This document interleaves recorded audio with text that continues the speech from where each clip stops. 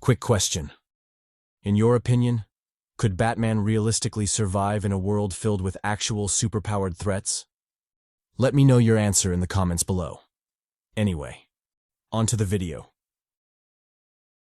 The story begins with the villain's inner monologue. He cries out to his parents, sharing all the shit he's been through.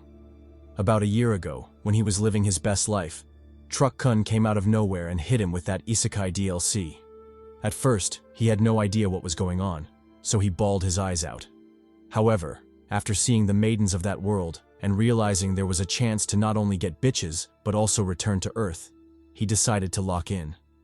He dived headfirst into grueling battles, doing whatever it took to make it out alive. He also worked on his bitchy nature, doing his best to learn courage and comradeship, traits he undoubtedly lacked as a regular teen from Earth. He understands that some of the things he's saying might sound like nonsense to them, but he hopes they believe him when he says he's gotten stronger, strong enough not only to one-shot Minotaur cheeks, but also to cultivate genuine relationships. Relationships with allies who wouldn't hesitate to die for him should the need arise. Allies who would offer up the cakes should he wish to partake. Of course, it wasn't easy, and he's lost count of the number of times he's fallen, the number of allies he's lost. But he can confidently say he's pulled through more than he's stumbled. And even as he yaps this monologue, he is preparing to rise up again, and hopefully, this will be the last time. After today, he'll finally be done with this shit and make it back to Earth. Back to them. Done with his monologue, or maybe letter, the hero and soon-to-be villain rises to face his last foe. He takes one last look at his trusted comrades before decisively walking into the boss's room, the Demon King's room. As he does, he sends one last cry out to his parents. He begs them to pray for him. Pray that he can defeat the Demon King and return to them. Pray that he can forget all the shit he's been through ever since he came to this world. And most importantly, pray that the Saintess will be too tipsy to make good decisions tonight, because he indeed needed them cheeks. Anyway, the Demon King is waiting, so he should probably get going. This is a goodbye for now from their son, who misses his family and friends dearly, their one and only son, Kim Minsu. After ending his cry, monologue, or maybe letter, I don't know anymore, Minsu proceeds to blitz through the Demon King.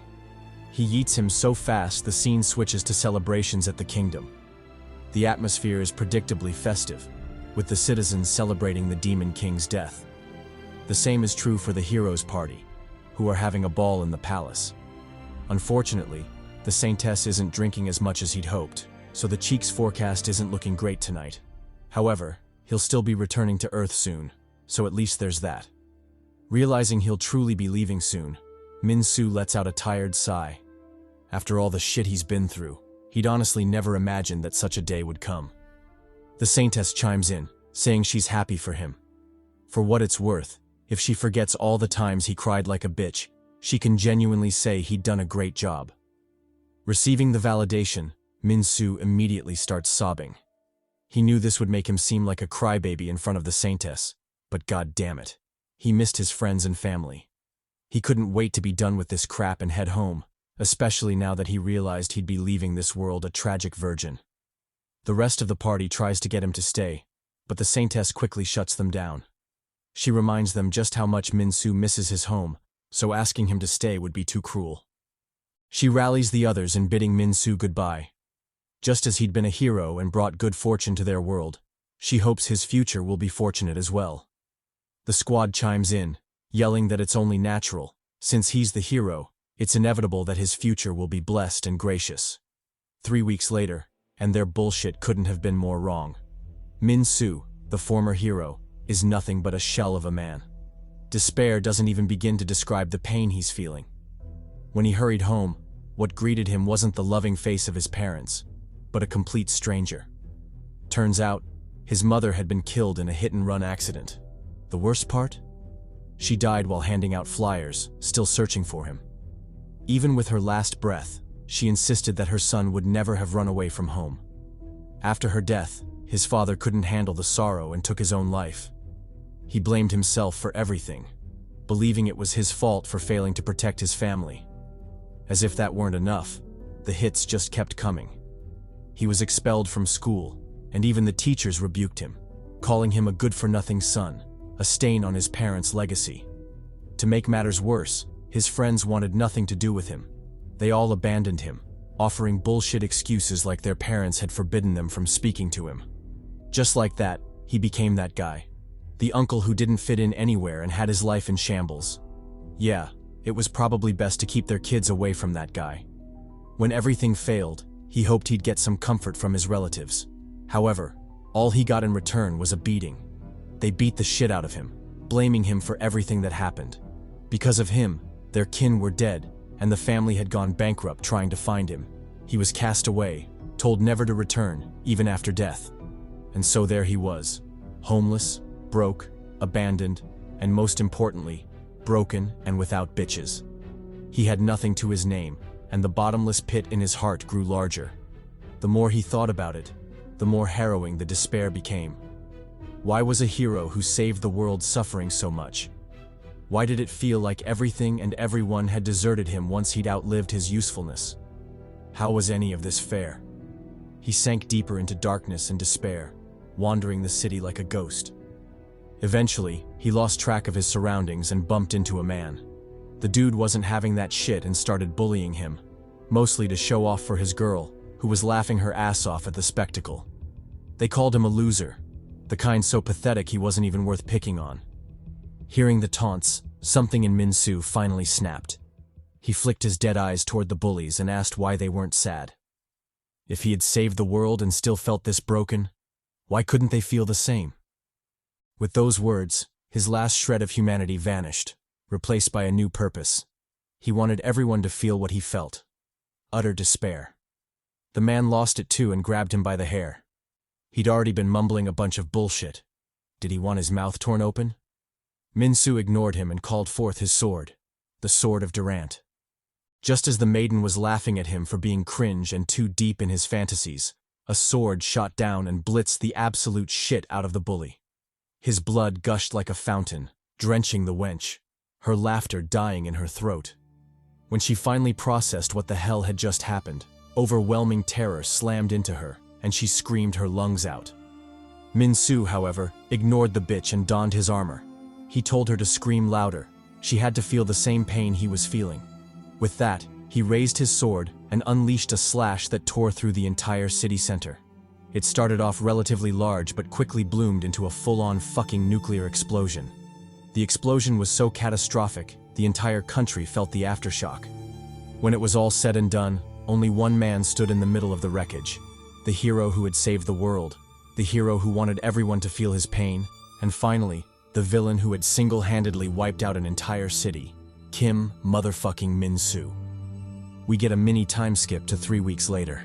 In the outskirts of Gyeonggi province, a stream of vehicles is frantically fleeing the capital. In one of those vehicles, we're introduced to the next major character in our tragic tale, the homie Park Jeongsu. Just like the villain, he's got his own monologue rocking in the background. He says that everyone, at some point in their lives, has thought about the world ending. It might be because of nuclear war, a natural disaster, or even a zombie apocalypse. However, no one ever really considers that it could end because of a... Before he could finish, his mother told him to cut out that monologue bullshit and lock in. Who did he think he was? Deadpool? Upset and low-key embarrassed, Jeongsu flicked his gaze toward his sister, who was bawling her eyes out. She was upset that they couldn't evacuate with their father, who had unfortunately been held back due to some reasons. Being a good brother and finding himself idle after his monologue was so rudely interrupted, Jeongsu focused on cheering up his sister. He told her not to worry. Their father would definitely rendezvous with them in Busan. However, until then, she should try to keep her tears to herself. Their mother was already a terrible driver. Who knows what shit show would happen if she got distracted by her crying.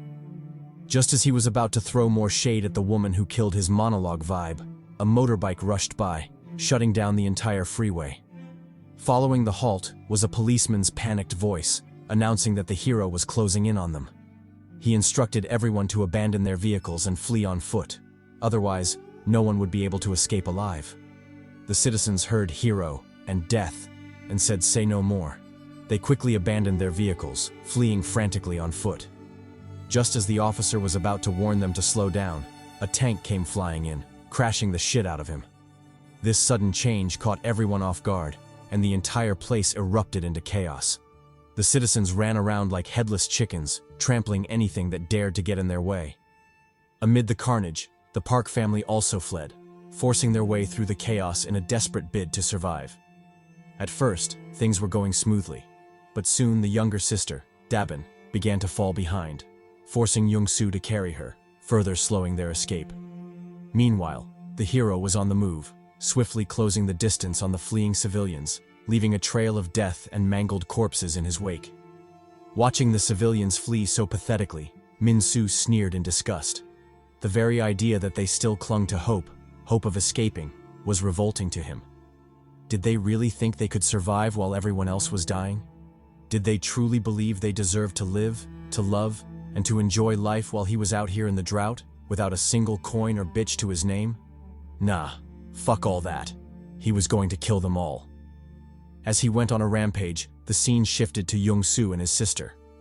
Predictably, the young Chad was sweating bullets as he weaved through the crowd in a frantic escape. His breathing was already labored, but he grit his teeth and pushed on. Unfortunately, there's always that one asshole in the apocalypse, and in this case, it was the bastard who bumped into Jeongsu and knocked the bear out of Dabin's arms. It was quickly trampled and kicked under a vehicle. Seeing this, Dabin immediately yanked Jeongsu's hair. The sudden jolt scared the shit out of him.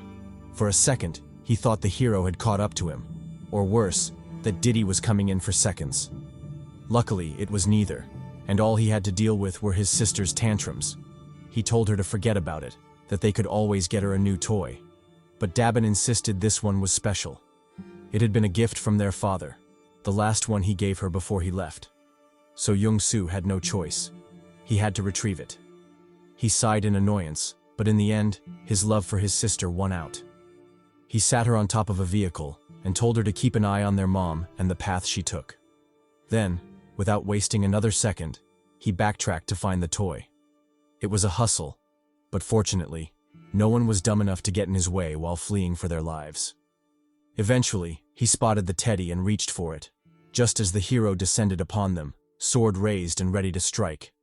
With a single slash, he tore through the area, butchering everything and anything in his path. Blood flowed like rivers, and the entire cityscape erupted into a doomsday-like hell. When he finally came to, Jeongsu couldn't process what the hell he was seeing. The entire area had transformed into a nightmarish abyss, littered with corpses and heavy with the stench of charred flesh. His gut dropped in an instant. Where was Dabin? His mother? His grandmother? Panic took over as he rushed forward in a frenzy, desperately searching for them in the midst of the hellish ruin. Then, to his horror, he stepped on something, his sister's bloody arm. The sight made him freeze. Heart pounding, he frantically shoved aside the rubble, trying to reach her. But all that remained was the severed arm, and a mangled mess of flesh and blood. Jeongsu cried out in despair, struggling to suppress the nausea rising in his throat. He collapsed to his knees, trembling as the reality of losing his entire family sank in. Behind him, soft and deliberate footsteps approached. Minsu, drawn in by the lifeless look in Jeongsu's eyes. The Chad didn't hold back. He complimented Jeongsu directly. He liked the look in his eyes that spoke of true loss, true despair. Eyes just like his, devoid of hope, love, and of course, bitches. Jeongsu ignored the last part and demanded furiously, why had he done this? Minsu met his glare and replied calmly, because he could. What other reason did he need? The nonchalant tone pushed Jeongsu over the edge. He snapped, grabbed a metal rod, and charged forward, swinging, driven by a raw hunger for vengeance. Unfortunately, his MC power-up was still on cooldown. Minsu choked his shit. Pause, grabbing him by the neck. Wearing a villainous grin, he taunted Jeongsu, asking what he thought he was doing. Did he want revenge? With skills that pathetic? Before Jeongsu could react, he hurled him into the air and drove his colossal sword straight through him. Pause. The attack knocked the wind out of Jeongsu, leaving him dangling helplessly, bleeding out on the sword. As his vision darkened, for some reason, he decided to continue his inner monologue. He reflected on how most people imagine the end of the world, but no one ever thinks their world will end because of a hero. He apologized to his sister, Dabin, his mother, his father, and finally his grandmother for failing to avenge them. He also apologized to his potential hus for dying too soon, before they ever had the chance to meet. And so, on that day, Jeongsu died, having lost everything to the hero: his family, his life, and most importantly, his future hus. But fate wasn't done with the homie just yet. As he closed his eyes, he suddenly awoke to a maiden calling his name. Turns out, he'd been hit with the Isekai DLC, reincarnated in a new world as a hero, the very thing he'd come to despise. Following the massacre in Gyeonggi province, we get another time skip, this time to 1 year later. During that period, the hero had continued his rampage, and eventually, the government fell. Unfortunately, the collapse of the government wasn't the only crisis the civilians had to endure. Several individuals, just like the villain Minsu, began appearing and joined his tyrannical regime. They divided up the land of South Korea, each ruling and lording over their own domain. Everyone except Minsu, who was already overcompensating with his colossal sword. This part of the story shifts us to Jeju Island, the domain of the golem hero. In one of the warehouses, manned by a drone that looks suspiciously like a wrinkled nutsack, we're introduced to the vixen of the story. However, at the moment, the vixen isn't vixening. She's visibly sullen, mumbling about how she wants to die. Beside her lay a friend who rebukes her, warning her to cut it out with the jinxing nonsense. Did she want all of them to die? Clearly unbothered, the vixen replies that death would be more merciful than the hell they called living. The response stuns her friend, who immediately starts bawling. She reminds the vixen why they fled there in the first place. They wanted to live. But the vixen replies that that wasn't living. If she'd known things would get this bad, she would have ended it all back in Seoul. As the somber atmosphere settles around them, the door suddenly swings open, and in walks Thing from the Addams family. The monstrosity quickly rounds them up, herding them outside like a flock of sheep. Soon, under the guidance of several more things, the scattered groups are combined and lined up like prisoners in a labor camp. When everyone was finally assembled, the ruler of the domain, and the new villain of the story, made his grand entrance. He scaled the crouched hands that obediently lowered themselves into makeshift stairs. Upon reaching the raised platform, the hero accepted their killer salute with a cocky grin aimed at his terrified subjects. Wasting no time, he flexed his power, snapping his fingers and conjuring a speaker golem out of mere sand. Satisfied with the display, he launched into his cheerful speech. However, halfway through his bullshit, he noticed the listless expressions on the crowd's faces and frowned deeply. Why did they have that dead look in their eyes? Did they hate working that much? Or worse, did they hate him? The thought struck him as absurd. In his opinion, he was a benevolent lord. If they'd been under the rule of the vampire hero or the hero of faith, their fates would have been worse than death. They could have been drained of blood, or worse, brainwashed into one of those fanatical religious heretics. He genuinely considered them lucky, but clearly, that sentiment wasn't shared by the subject who kept staring up at him with that same damn listless gaze. Enraged, the hero began cackling darkly. He glared at the subjects, pests who'd clearly forgotten their place. Seemed like he'd been too lenient with them. Well, it was time to correct that. Noticing the hero's raised hand, the crowd broke into a panic. They frantically scurried to escape, each one concerned only with their own life. But it was too late. With a casual flick of his finger, the hands unleashed a gale of destruction that mercilessly tore through the civilians. Their anguished moans died in their throats as their bodies collapsed to the ground, lifeless. Unfortunately, one of the casualties ended up being the vixen's friend, who literally died choking on her own blood. She'd tried to call out to the vixen, but the maiden hadn't started her redemption arc yet, so she nonchalantly ignored her. Up on the platform, the hero kept going, flicking his fingers a few more times, decimating civilians with every snap. When things finally calmed down, the survivors made their way to the farm, their place of labor for the day. Among them was the vixen, still wearing that same sullen, unbothered look, as if her friend hadn't just died seconds ago. As she busied herself with her work, an old lady came forward and filled up her basket. She told the vixen to take a walk. She looked like shit and clearly needed one. The maiden expressed her gratitude, picked up a tangerine, and prepared to leave. Before she did, the old lady reminded her to be wary of the nutsack drones in the sky. Those little bastards spied on everything, so she better not rub one out in the forest. The maiden said bet and hurried off. She quickly made her way to the ocean, the only place she truly felt comfortable. Come to think of it, that was the reason she had chosen Jeju Island as her place of escape. She'd hoped to find comfort amidst the crashing waves. But now, she wasn't sure she could even call her way of existing comfortable. It was a nightmare, corpses dropping around her like flies. Before she knew it, her voice choked up and tears began to fall. She finally realized she was alone. Worse, she had ignored her only friend in her final moments. That thought broke her, especially when she realized she hadn't even tried to help. Just as she was about to drown in her sob fest, a silhouette appeared, startling the shit out of her. The figure turned out to be a soldier, a brave warrior who'd come scavenging for supplies. He asked for food, and a few minutes later the two were chatting it up in the forest. After eating his fill, the warrior asked for more, not for himself, but for his starving comrades. At first, the vixen hesitated, fearing the hero's wrath if she got caught.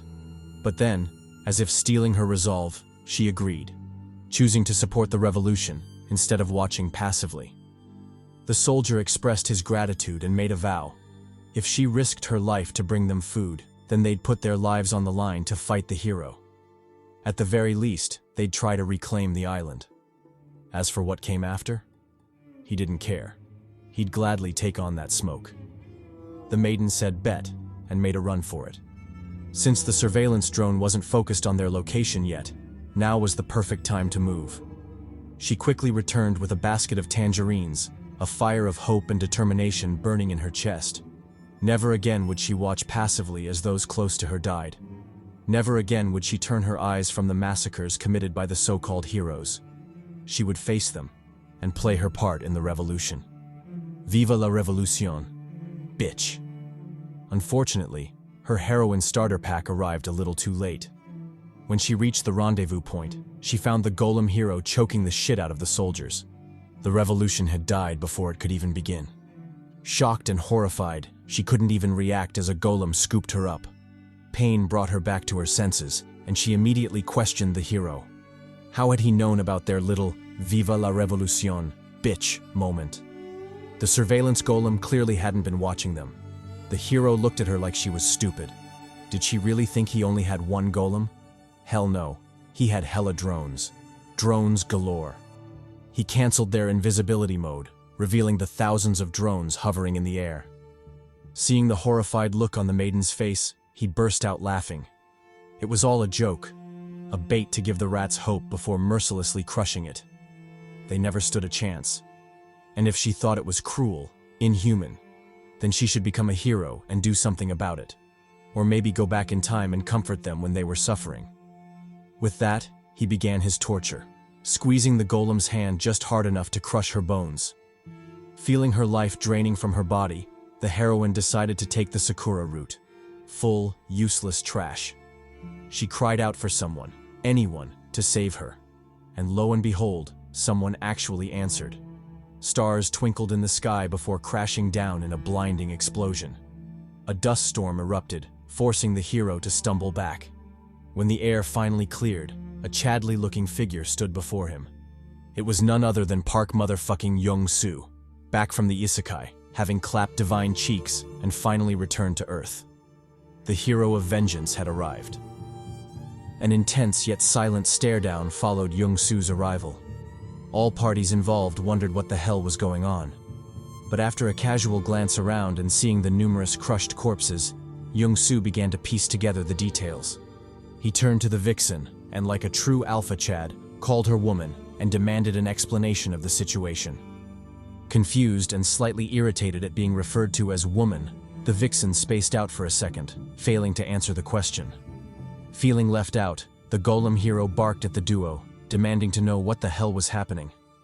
Who was this bastard, and why was he flirting with half-dead bitches in front of him? Confused and irritated for the second time that day, the vixen ignored the hero's accusatory bullshit and locked in on Jeongsu. Who was this bastard truly? He clearly wasn't part of Minsu's party, or else he'd already be infamous. Plus, he didn't seem to recognize the golem hero either, which meant he had to be new. Either way, this was her chance, and she wasn't keen on letting it slip by. Channeling her snitch no jutsu, she began snitching like crazy. She told Jeongsu about the golem hero, about how he was an underling of the sword hero, and all the atrocities he'd committed thus far. Winding up, she revealed that the hero had just massacred a squad of valiant soldiers and was now attempting to kill a dazzling maiden like herself. Fed up with her nonsense, the golem hero tightened his grip, forcing the vixen to squeal under the intensifying pressure. He warned her to watch her mouth, lest he kill her right then and there. But aside from that, what gave her the confidence to speak so brazenly before him? Did she think this was some casual meetup or something? Jeongsu chimed in, revealing that he'd already understood the situation.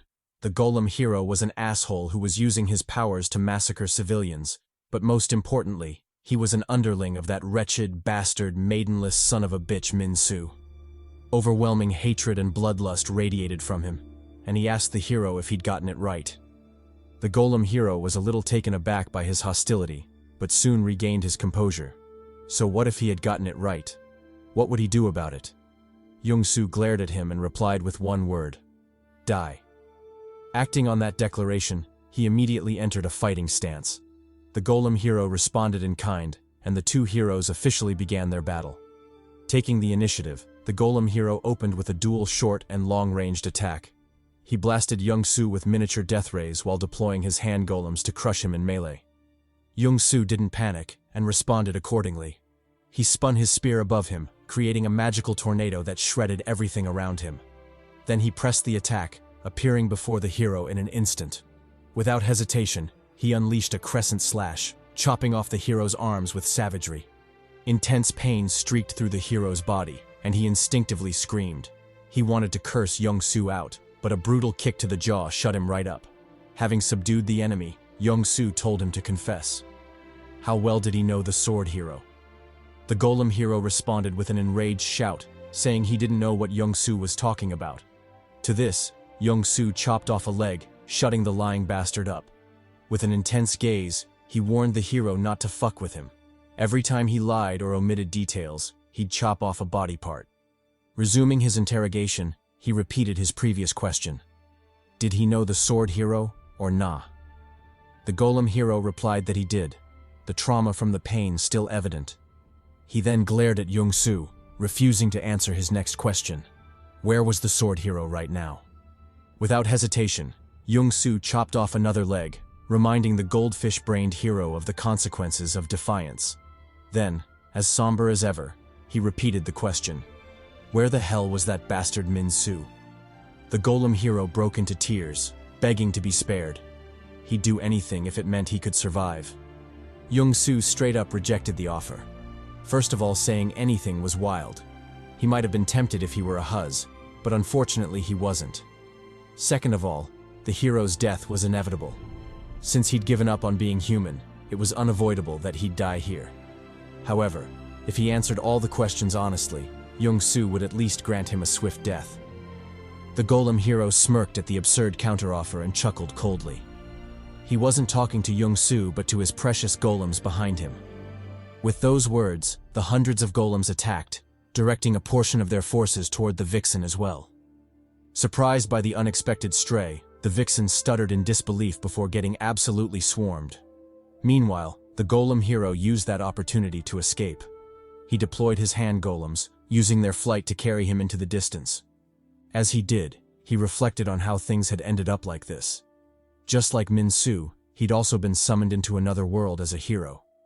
The story followed the obvious tropes. He killed the princess and clapped the demon king. Oops, sorry, got that backwards. He clapped the princess and killed the demon king. Or maybe he clapped both. Who knows? Anyway, he quickly wrapped things up and returned to Earth. When he did, he was expecting a little gratitude, some kind of compensation for everything he'd done, especially since the demon king's next target would have been Earth. In a sense, saving that world was like saving Earth. However, just like Minsu, his reception wasn't all that great.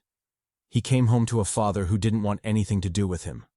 All attempts to get help, even just a basic roof over his head, resulted in utter failure. The government and system failed him, forcing him to become homeless.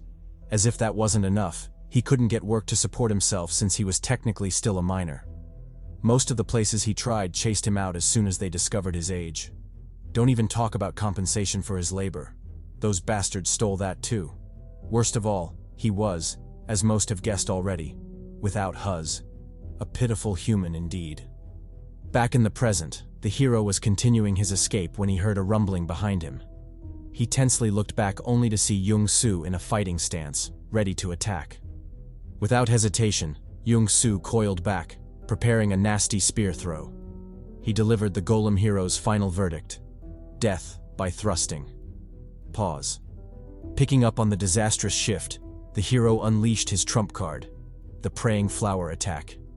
It was a devastating blow, capable of leveling an entire city. Jeongsu responded in kind, activating his lightning ability. He coated his spear with it, boosting the output by a shit ton. Then, without mercy, he hurled it forward, splitting the sea and crashing headlong against the destructive laser beam. The spear broke through, cleaved the sky, and pierced right through the fleeing hero. It left a gaping hole in his chest, obliterating his heart and half his torso. When the dust settled, the only thing left was a mangled hero, thus marking the fall of Earth's first villain.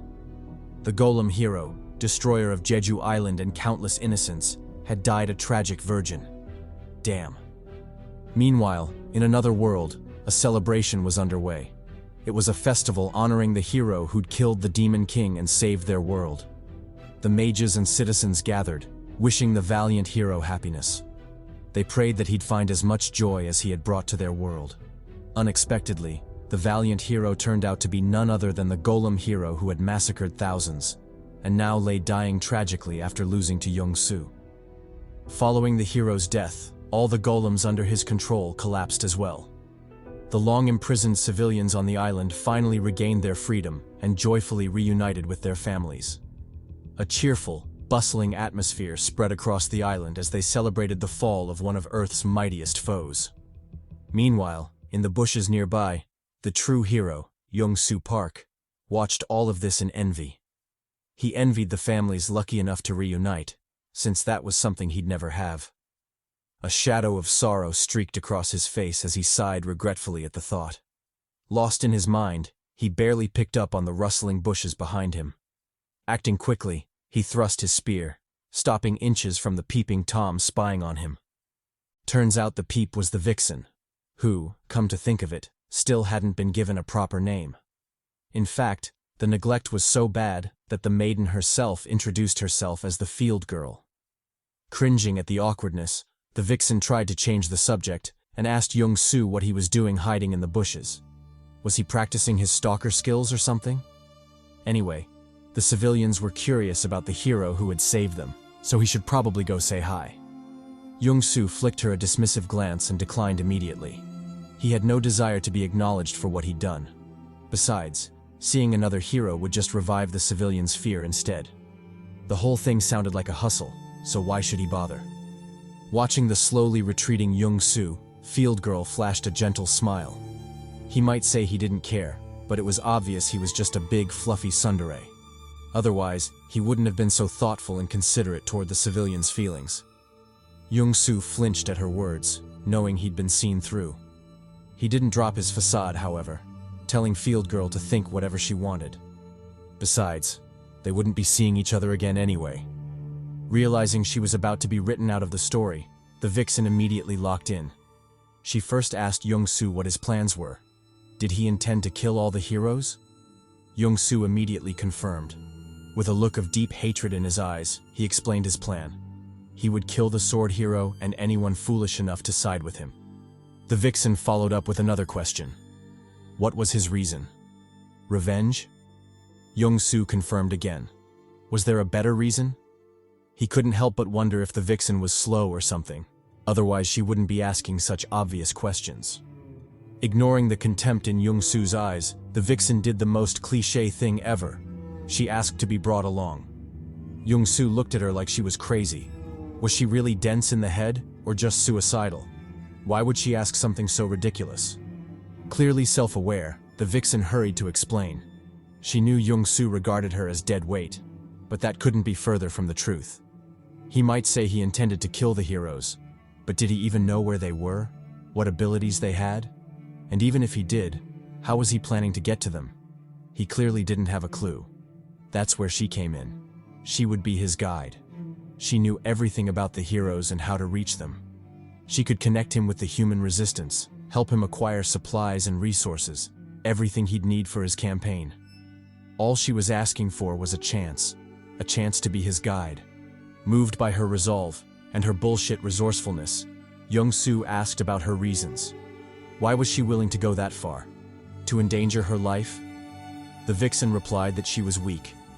Taking out a photograph of her family, she explained that she wanted revenge for their deaths, but was too weak to get it herself. Therefore, she was pinning her hopes on him, hoping she'd realize her revenge through him. A sorrowful silence followed her words, and the two settled into a somber quiet. Neither the civilians celebrating nearby, nor the heroes across the land, knew that a silent contract had just been signed in the depths of a random forest, a contract that would shape the fate of the world. Like a true Chad, Jeongsu issued the final warning. If she didn't mind being used and abandoned, then she could follow him. The vixen readily agreed. She loved that harsh, kinky shit, so why would she hesitate? Fast forward to a while later, and the duo were seen planning their next move. After careful consideration, Field Girl offered two potential targets: a nearby hero who was a pain in the ass to deal with, or a hero who was further away but considerably less annoying. Which would Jeongsu prefer? Jeongsu answered without hesitation. He'd go for the one who'd die the quickest. Everything else was irrelevant. The vixen chuckled at the reply. She had a feeling he'd say something like that. Anyway, if that was his requirement, then their next target would be the Sea Dragon hero. Sharing more intel, she revealed the lore behind this particular bitch. She was responsible for annihilating entire fleets, making ocean travel a nightmare.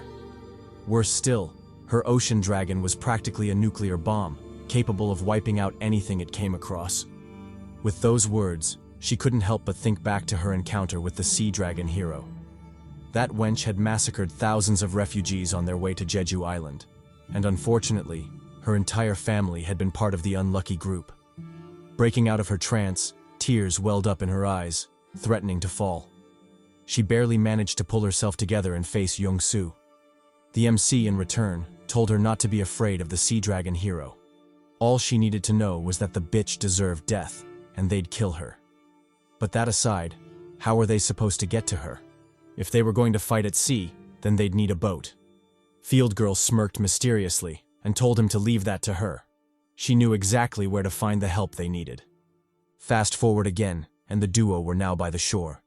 In front of them stood a squad of Marines, and behind them a fully functional warship.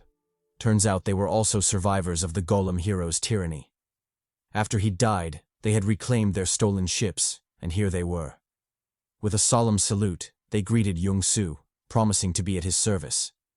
For the sake of their fallen comrades, they were willing to follow him anywhere, even into the depths of hell. Meanwhile, hundreds of kilometers away from Jeju Island, the scene shifted to a world of storms and lightning.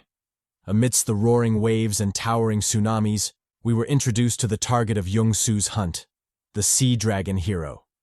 Seemingly sensing a foreboding presence, the Sea Dragon rose from its slumber and peered into the distance. The hero noticed its unease and calmly comforted it. There was no reason to be worried. With melons as busty as hers, they had nothing to fear. Okay, she didn't say that, but goddamn. Shifting back to Jeju Island. On the coast where the land bled into the sea, a makeshift funeral was underway. Officiating the ceremony was a jacked-up Marine, lost in his thoughts as he smoked a cigarette. After brooding in silence for a while, he was joined by the captain, who noticed his solemn demeanor and sighed heavily. Suppressing the worry in his voice, the captain informed the Marine that they'd be leaving in 2 hours, so for his sake, and the crew's, he'd better lock in. The Marine ignored the warning and challenged him directly. Were they really doing the right thing? Should they be supporting Jeongsu? Sure, he had killed the Golem hero, but that wasn't enough to decide whether he was friend or foe. And even if he was a friend, What guarantee did they have that he could defeat the Sea Dragon hero, let alone the vastly superior sword hero, Minsu? The whole situation was a gamble, and he didn't know how to play it. He looked back at the graves of his fallen comrades and let the last of his doubt slip out. He wasn't sure if he wanted to go back to that hell, not on his own accord at least. The captain stared at the broken marine and replied with confidence. He didn't know whether Jeongsu was a friend or foe, and honestly, he didn't care. All he knew was that Jeongsu intended to kill the heroes, and that was enough for him. After losing 300 of his men, good men he had treated like sons, he no longer cared if he had to team up with the devil himself. As long as he could avenge his crew, he would be satisfied. When his own time came and he passed into the afterlife, he wanted to meet them with confidence, to tell them that although they had survived, they had found a way to avenge them, and that they had done everything possible to ensure their deaths weren't in vain. Tears welled in the Marine's eyes as he listened to his captain's words. He vowed to follow him anywhere, even into hell itself. No matter where Jeongsu's allegiance lay, he would do his best to ignite the flames of freedom in his country. Fast forward an hour later, the warship was now on the move. In one of the cabins of the mighty fortress, a strategy meeting was underway. True to her position as strategist, the field girl promptly shared intel, a drawing of the hero and her sea dragon. Taken aback by the awful and straight-up garbage sketch, Jeongsu asked if she was serious. Even a kid's doodle wouldn't be that bad. Blushing, clearly embarrassed, the field girl told him not to worry about the art. The real value was the intel. What she truly wanted to convey was that, unlike the other heroes, the Sea Dragon hero was like two heroes in one. Both she and her dragon could be considered individual heroes. Frowning, Jeongsu asked if they could act independently as well. Vixen replied that although it was possible, it was unlikely. In all her appearances, the hero always fought in unison with the dragon, standing atop its head. The beast itself never moved unless ordered by her. As far as Vixen knew, they could consider them a unit, the hero as the brains and the dragon as the brawn. Jeongsu nodded in understanding and asked his next question. What were their attack patterns? Field Girl answered that they were simple. The dragon attacked with its breath and slammed with its body, purely offensive. All defense was left to the hero. Jeongsu frowned. Simple or not, the combination covered both offense and defense. Things wouldn't be as easy as he'd hoped. He was about to press further when a blaring alarm drew everyone's attention. Without hesitation, he grabbed his spear and sprinted outside. What he saw was chaos, a panicked crowd frantically rushing to their stations. Confused, he seized a soldier and demanded to know what was happening, why everyone was running around like headless chickens. The soldier stammered that they were under attack. Countless unidentified creatures were closing in, and it wouldn't be long before they were swarmed. Meanwhile, on the bridge, the captain was receiving a clearer analysis. The ship's radar had picked up a swarm of sea beasts, all charging straight toward them. Terrified, the radar operator shouted over the PA system, warning everyone to brace for impact. The gunners were granted free rein to fire at will. Receiving the order, they muttered, "Say less," and unleashed hell. A thunderous volley erupted, lighting up the night sky. After a deafening barrage, the chaos subsided, and the attackers were revealed for what they really were. To everyone's shock, they weren't even sea beasts, just fish. The crew was stunned, everyone except Jeongsu, who knew it was only the beginning. He roared at the crew to lock in, warning them that the true enemy was finally making her move. True to his words, a massive whirlpool tore open the ocean, and from it rose a colossal dragon. Its draconic roar split the heavens, deafening all who heard it. Atop the beast's head stood the hero herself, the busty Suashin. Without hesitation, she gave her command to her dragon, Dracaris. Oops, wrong story. Realizing shit was about to hit the fan, the captain ordered the ship to dodge, but Jeongsu cut him off, demanding the anchors be dropped instead. Though skeptical and terrified, the captain backed Jeongsu's call, commanding his crew to abide. This time, they were betting all their chips on him. The anchors plunged, rooting the ship in place. Before they could react, the dragon exhaled, spewing a torrent of searing flames toward them. Jeongsu didn't panic. He called forth his second spear, Ansil, the shield spear. Crimson light cracked through the night, and from it emerged an ominous, cross-shaped weapon. Gripping it tight, Jeongsu willed it to awaken. The weapon responded instantly, manifesting a star-shaped barrier before the ship. Still unconvinced of their safety, Jeongsu barked one last warning, urging everyone to get down lest they lose their heads in the clash. His words had barely left his lips when the dragon's breath struck, splitting the sea and shattering the skies. A thunderous explosion followed, lighting up the night, marking the epic beginning of the grand battle for freedom. The sea waves churned as the tremendous pressure from the clashing magic power blanketed the ocean, suppressing all those unfortunate enough to be caught in the battle. Meanwhile, the mortal soldiers were facing the worst of it. Not only could their weak, feeble bodies not handle the strain, but the mental pressure of knowing they were holding Jeongsu back weighed heavily on them.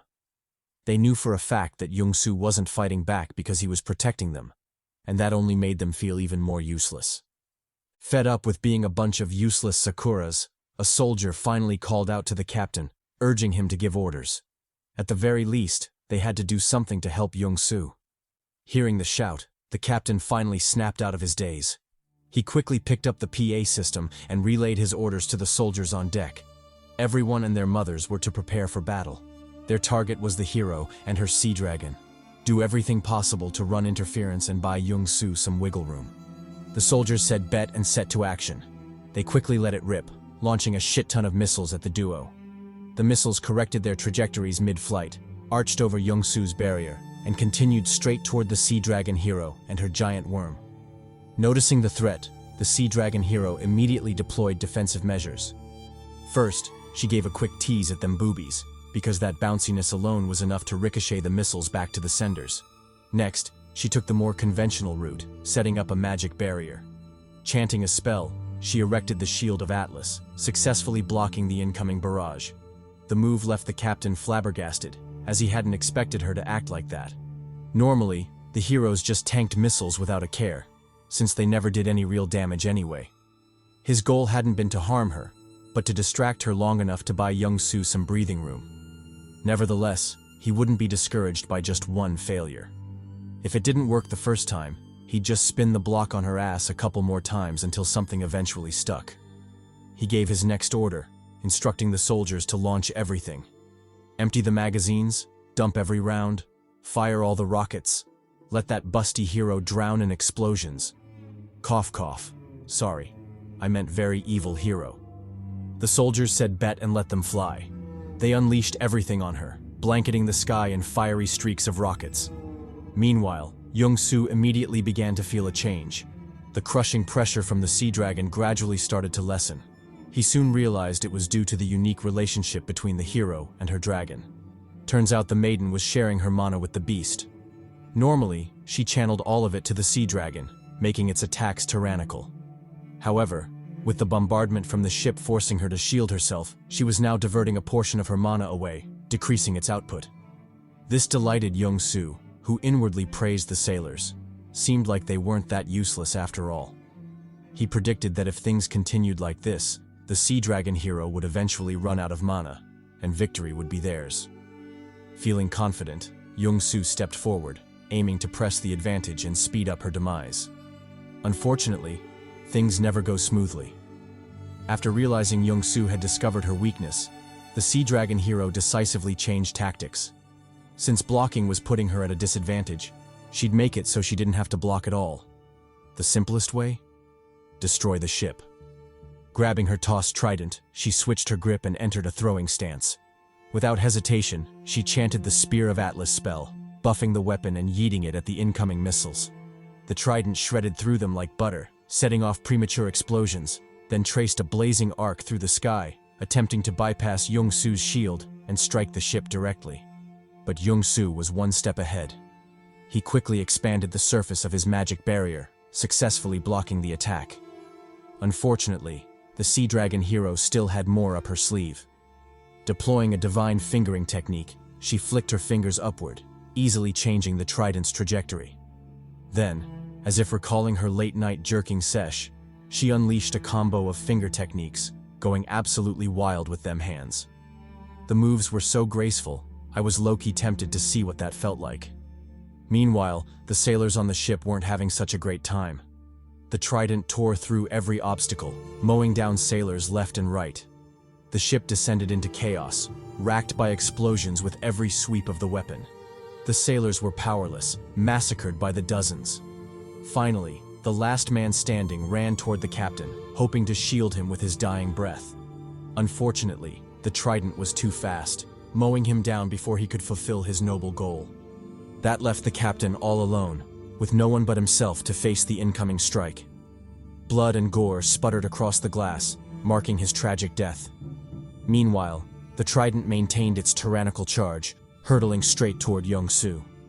With Dragon's Breath coming from the front and the trident ambushing from behind, Jeongsu suddenly found himself in a perilous situation. He had no way to protect himself. The Sea Dragon hero grinned in victory, shouting for Jeongsu to just die already. The trident struck, and blood sputtered like a fountain. But contrary to what we expected, the mangled body wasn't Jeongsu's, it was a sailor's. The man had stepped in to block the attack for him. Clutching the trident with a death grip, he refused to let it move another inch toward Jeongsu. With a resolute tone, he roared at the Sea Dragon hero not to fuck with him. Did she really think she could kill Jeongsu with him watching? Nah.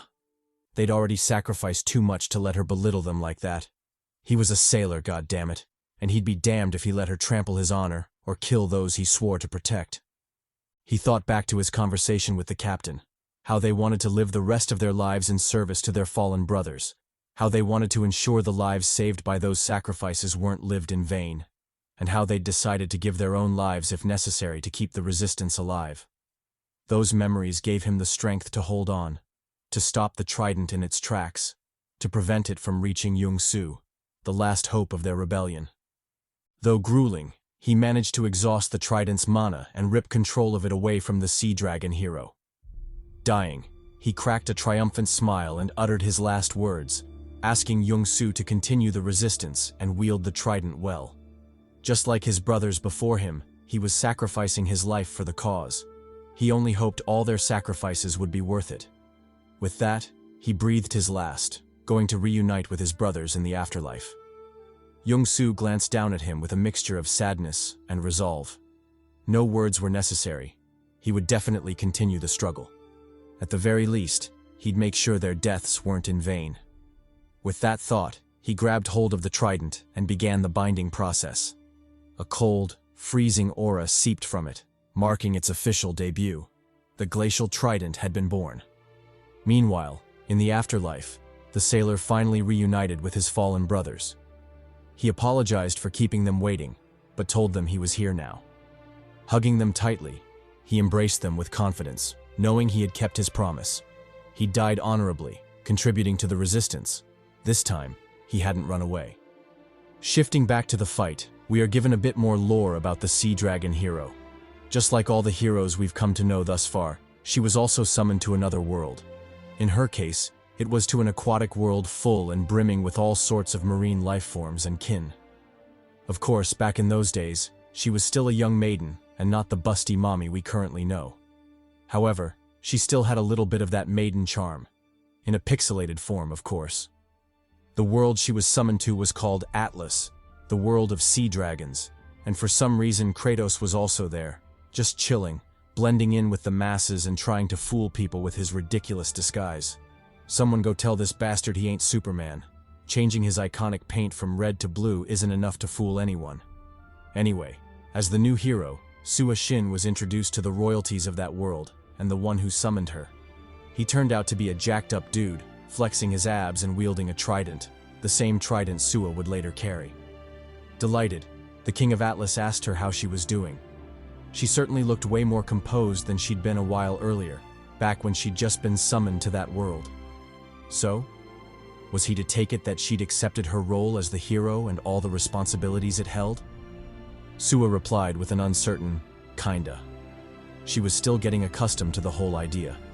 The fact that she had been summoned to a strange world and tasked with fighting and killing a demon king to make it back home was way too surreal for her. The king consoled her, encouraging her to take it one step at a time. Eventually, she'd come to accept it. But until then, he had something to give her. Something that would probably make the journey more bearable. To Sua's bewilderment, he handed her his trident. He then explained that it was a divine artifact passed down through time and many generations. It was crafted specifically for the chosen hero who would appear should the world need them. As for its abilities, it had many, but one would definitely interest a flatboard maiden like herself. Rumor had it that the trident would contribute to the bounciness and fullness of her plots. But that's information divined by the thirsty narrator, so she should take it with a grain of salt. Either way, it wouldn't hurt to wield the trident. Sua said bet and grabbed it. She soon realized that the trident was way heavier than she'd expected. If the seemingly light thing could be this deceivingly heavy, then maybe, just maybe, the flatboard to busty rumors weren't all that ludicrous. Oblivious to the hero's, or rather the narrator's, pervy thoughts, the king continued with his explanations. He explained that the trident held great significance in the kingdom, as it signified the acceptance of a hero. It also meant they'd support her wholeheartedly and put their trust and lives in her hands. Without a doubt, if she were to accept the trident, and by extension her role as their hero, it wouldn't be an exaggeration to say their life and death would be completely up to her. So, what did she think? Would she accept this noble role? Sua decisively nodded in agreement. She wasn't delusional enough to miss such an opportunity. In return, the king knelt before her, officially making his vows. He would be her humble servant, protector, and guardian. He would eliminate all those who stood in her way of destroying the Demon King. Then, as if it wasn't creepy at all that a grown dude was kissing a teenage girl, he grabbed her hand and gave it a smooch. Back to the fight with Jeongsu. Now that we understand the significance of the trident to the Sea Dragon hero, we can understand her ferocity at having it stolen from her. She barked at Jeongsu, demanding that he return the spear immediately. It wasn't something he could so casually taint with his unworthy hands. Saying so, she willed her sea dragon to attack, determined to reclaim the trident no matter what. Jung said, bet, that he'd return it right away. He'd throw it back to her, right through her skull, of course. Enraged, the sea dragon attacked immediately. It blasted a dragon's breath towards Jeongsu, evaporating the sea's surface with its might. Jeongsu didn't panic and faced it head-on. Instead of blocking with his shield, he decided to fight offense with offense. Deactivating his shield, he reared his hand back for a nasty throw. Then, without hesitation, he went on a short trot before yeeting the trident straight at the sea dragon hero. The trident shot off with a booming shockwave, freezing everything in its path. When it clashed with the dragon's breath, it only halted for a split second before freezing that as well and resuming its charge towards the hero.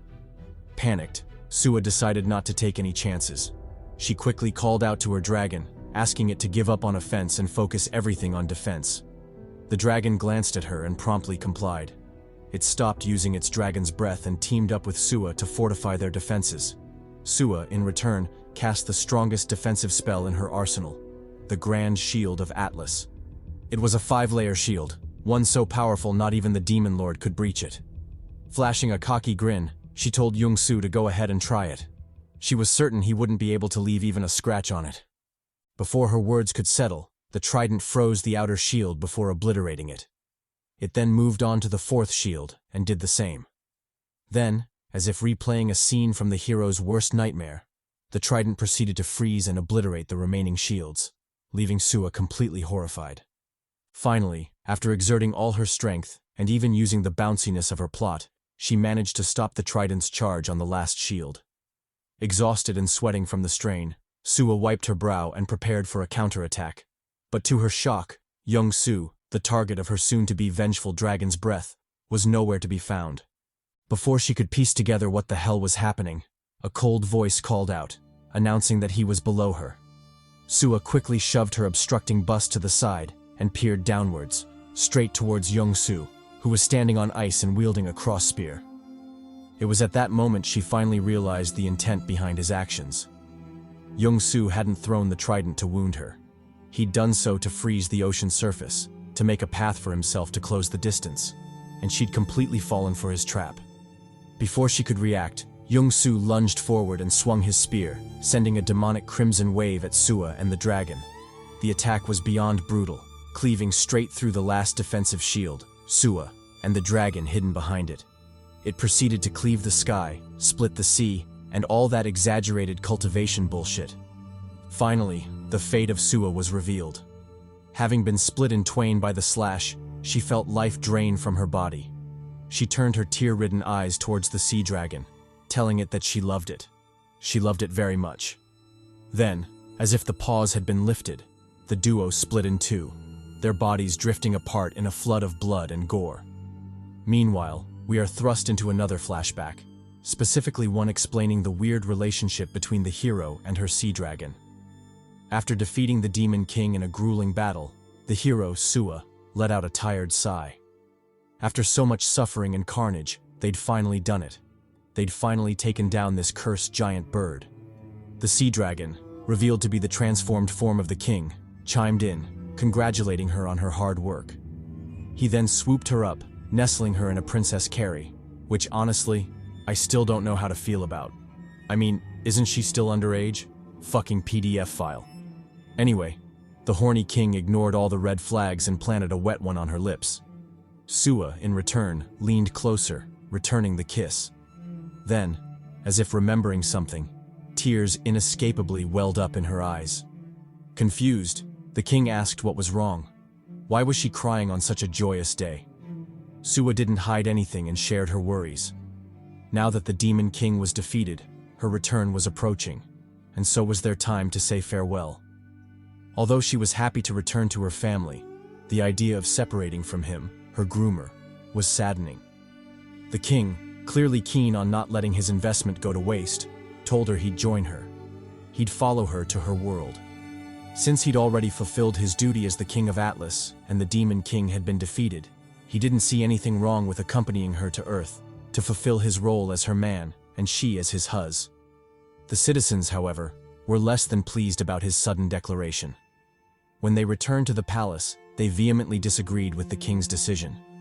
They argued that it could be dangerous, pointing out that the world might be fundamentally different from their own. What would he do if the world turned out to be uninhabitable for a creature such as him? The king countered, telling them not to worry. If the hero could adapt to their world, what was preventing him from doing the same in hers? Besides, things were peaceful now, and a new heir had been chosen. What other reason did he have to stay? He would rather accompany Sua and live the rest of his life fulfilling his role as a partner. Thus, things were settled, and the departure date quickly arrived. Kneeling before the teleportation gate, the couple officially confirmed their relationship. They got engaged, completely ignoring the wrongness of it all. Come on, man. She's underage, and he's an old geezer with a kid older than her. How does any of this make sense? Anyway, I'll ignore it for now and continue with the story. Contrary to the blissful life they'd expected to live back on Earth, things couldn't have gone more wrong. Shortly after arriving, the king realized his sea dragon physique wasn't suitable for surviving there. It quickly began breaking down, with chunks of his organs and teeth falling out. Gradually, it became incredibly difficult to maintain his human form. Of course, he kept all this a secret from Sua, leaving her in the dark about his struggles. Whenever she asked, he would flash a reassuring smile and tell her he was fine, that there was nothing to worry about. And Sua, being head over heels in love, was too blinded by her feelings to realize otherwise. Finally, when things crossed the tipping point, the truth could no longer be hidden. When Sua got home from work one day, she was horrified to see the king and the condition he was in. The dude was a mess, with half of his body involuntarily morphing into his sea dragon form. Afraid that he could lose control and harm her, the king warned Sua not to approach. But, as expected from a maiden in love, Sua ignored that shit and ran to him. She hugged him tightly and told him everything would be okay. They'd find a way out together. She'd already saved up some money, enough for them to go to an uninhabited island. With no people around, he could freely transform into his sea dragon form and finally put an end to his suffering. They could live how they'd always wanted, together, forever. Though reluctant to separate her from the conveniences of modern society, friends, and family, the king eventually agreed. Returning the hug, he agreed to follow Sua's plan. They would run away together. Thus, the couple hugged it out, confirming their love and their plans moving forward. A couple days later, they officially embarked on their voyage. On a cruiser ship ferrying people from the mainland, the couple were seen blending in with the masses. Clearly worried, Suwa urged the king to hold on. They were almost at their destination. Unfortunately, the king's condition had finally reached its breaking point. Before either one of them could react, a massive blast of mana exploded out, leveling everything in a kilometer radius. When the carnage subsided, the only thing left was a transformed king and fragments of destroyed ships and sea vessels. Obviously, the destruction made the news and attracted the aggro of the government. They quickly deemed her a threat, an enemy in the same camp as the slayer Minsu.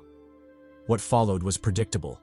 The navy attacked, and she attacked back, leveling everything they sent her way. Soon the seas burned, and her status as a villain was firmly solidified. However, Suwa wasn't particularly worried about this. So long as she could protect him, just as he'd protected her when she was in his world, she didn't care what the people called her. She would fight to protect him no matter what. Ending the flashback, we are taken back to the bloody battlefield. Maybe due to his rich vitality, the king, the sea dragon, managed to survive long enough to express his feelings. He loved her too. He loved her very much. With that, the couple died, having suffered a truly tragic fate. It's true what they say. Villains aren't born, they're made. Meanwhile, on another battlefield, we are reintroduced to the cause of it all, Kim motherfucking Minsu. As usual, he's brooding, probably contemplating which city to destroy next, instead of just getting some huzz and blowing off that murderous steam. Soon he is joined by another member of the villain group, a fox-eyed bastard who looks treacherous no matter how I look at it. Unfazed, Minsu flicks him an unbothered look, seemingly asking, "What do you want?" The bastard replied with a nonchalant tone, informing Minsu of the recent news. Both the Golem hero and the Sea Dragon hero had been taken down by Jeongsu, the new hero that just returned. Fanning the flames, he urged Minsu to do something about it. If he left things as they were, then the people would have hope again, and the eternal sadness he'd painstakingly cultivated in the country would inevitably fade. Hearing the words, Minsu slowly got up. This reaction was predicted by the sly bastard, who flashed a cunning smile in triumph. Opening his treacherous eyes a little wider, an act that made him seem even more suspicious, the bastard encouraged Minsu to get going. It was time to bring about the end once again. We take a break from the present carnage and dive into a parallel world, specifically, the world Jeongsu was summoned to. In the Mausoleum of Heroes, home to the various spears once held by past champions, a vast display of intricate weapons was on show. Likewise, in the same room, the guardian of the spears, attendant to the hero, was inquiring about the state of affairs in the mausoleum. A knight, likely the one in charge of protecting the hall, reported that the first spear, Burbash, previously summoned, had returned to its keep. At the same time, the fifth spear, Ansil, the demon spear of defense, had vanished without a trace, likely summoned by the hero. The guardian, a maiden dressed in full mage attire complete with a witch's hat, listened silently, her thoughts clearly conflicted. Noticing this, the knight asked if it was the hero's doing, and if so, did it mean what he thought it did? The mage confirmed, explaining that it had indeed begun, the revenge the spear hero had so deeply desired. With a resolute gaze, she ordered the knight to summon all the kingdom's skilled blacksmiths. They would mend and forge as many spears as possible. This time, it was their turn to support the hero, just as he had once supported them by eliminating the Demon King and bringing peace to their world. The knight said bet and hit her with a military salute. Why he saluted instead of kneeling like knights usually do, who knows, but hey, do you, my G? Left alone in the room, the guardian, who's low-key a baddie if you're a flat-as-justice kind of person, donned a somber expression. She thought back to her first impression of Jeongsu, the hero. Unlike the previous summoned heroes, a bunch of horny bastards who hadn't known the touch of a maiden, he was surprisingly intense. It wasn't a secret that he didn't care about their world or saving it from the Demon King. The only thing he cared about was getting stronger and pushing himself as far as possible. During his training, neglect, abuse, and self-harm were all too common, making the mage wonder if he was a masochist or something. Still, he had killer abs and a demon back like Yujiro Hanma, so she usually ignored it. One day, when the abuse surpassed even what she could tolerate, she finally spoke up, confronting Jeongsu and advising him to take it easy. But as expected of a vengeful ghost who'd lost everything, Jeongsu simply bitch-slapped that hand away and told her not to meddle. Training would end when he said it was over. Until then, she should stay out of his business and let him get stronger. He then hinted at his reason: revenge against Minsu. According to him, he was still too weak to face that monster. Any negligence would only lead to death, just as he had died before, weak and pitiful. Following that declaration, Jeongsu pushed himself even harder. He abused his body, completed his training, and fulfilled his duties as a hero, all without a single complaint. During a raid on a demon general's lair, Jeongsu once again went too far. He charged in, spear-swinging, clapping goblin cheeks with insane intensity. Blood and gore littered the cave, but he didn't stop, continuing to bless the goblins with his stick. Finally, the party had enough and told him to retreat. He was going too deep. But Jeongsu didn't listen. He kept polishing goblin cheeks, charging into their encirclement, thrusting and swinging with ridiculous proficiency. Predictably, things turned dangerous when goblins sneaked up behind him. Two closed in for a sneak attack. But unlike what everyone expected, Jeongsu reacted in time and cut them down, splattering the ground with their putrid blood and entrails. Consumed by the thrill of smashing goblin cheeks, he laid waste to the horde until his spear broke.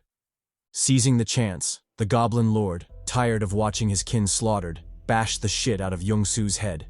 He collapsed like a bitch. The goblins celebrated, thinking the tide had turned. But all Jeongsu saw was red. Instead of goblins, he saw Minsu's silhouette mocking him. Enraged, his fury exploded. He massacred the horde, chopping them like vegetables, painting the walls with gore. When done, he set his sights on the goblin lord. Like a psycho, he lunged, stabbing over and over, even after the lord's last breath. His party watched in horror as he continued. Obsessed, Jeongsu scoured the cave, killing every last goblin, even the little ones. When the carnage ended, only his ragged breathing remained. His body was drenched in blood and gore. Sitting to rest, trauma came creeping in. He hallucinated. His sister, bloody, begging him to save her. His mother's mangled corpse, asking him to protect his sister. His grandmother impaled on a beam, begging to be spared. Overwhelmed, Jeongsu roared, a deep guttural cry showing the depth of his pain. It was moments like this the mage realized. He wasn't a true hero, but a sinner, a vengeful ghost scraping by on revenge. Fast forward months into their campaign. Camping outdoors, the mage woke to find Jeongsu daydreaming. Concerned about the battered state of his body, she grabbed healing ointment and approached. With a tense voice, she asked if she could use it. Neglecting wounds would lead to complications. Jeongsu didn't reply, but his silence was compliance. She undid his bandages, revealing his Yujiro tier demon back, now covered in wounds. Gulping down her horny thoughts, she asked why he was doing this to himself. Why fight so relentlessly? Why abuse his body? His family wouldn't be happy seeing him like this. Jeongsu replied he had no one to return to. His family, his loved ones, all killed because he was weak. Confused, the mage asked why he was rushing to kill the Demon King then. If not to return home, then why? Jeongsu answered, revenge. There was someone else he had to kill. When she asked who and why his already terrifying strength wasn't enough, he admitted it. His enemy was absurdly strong.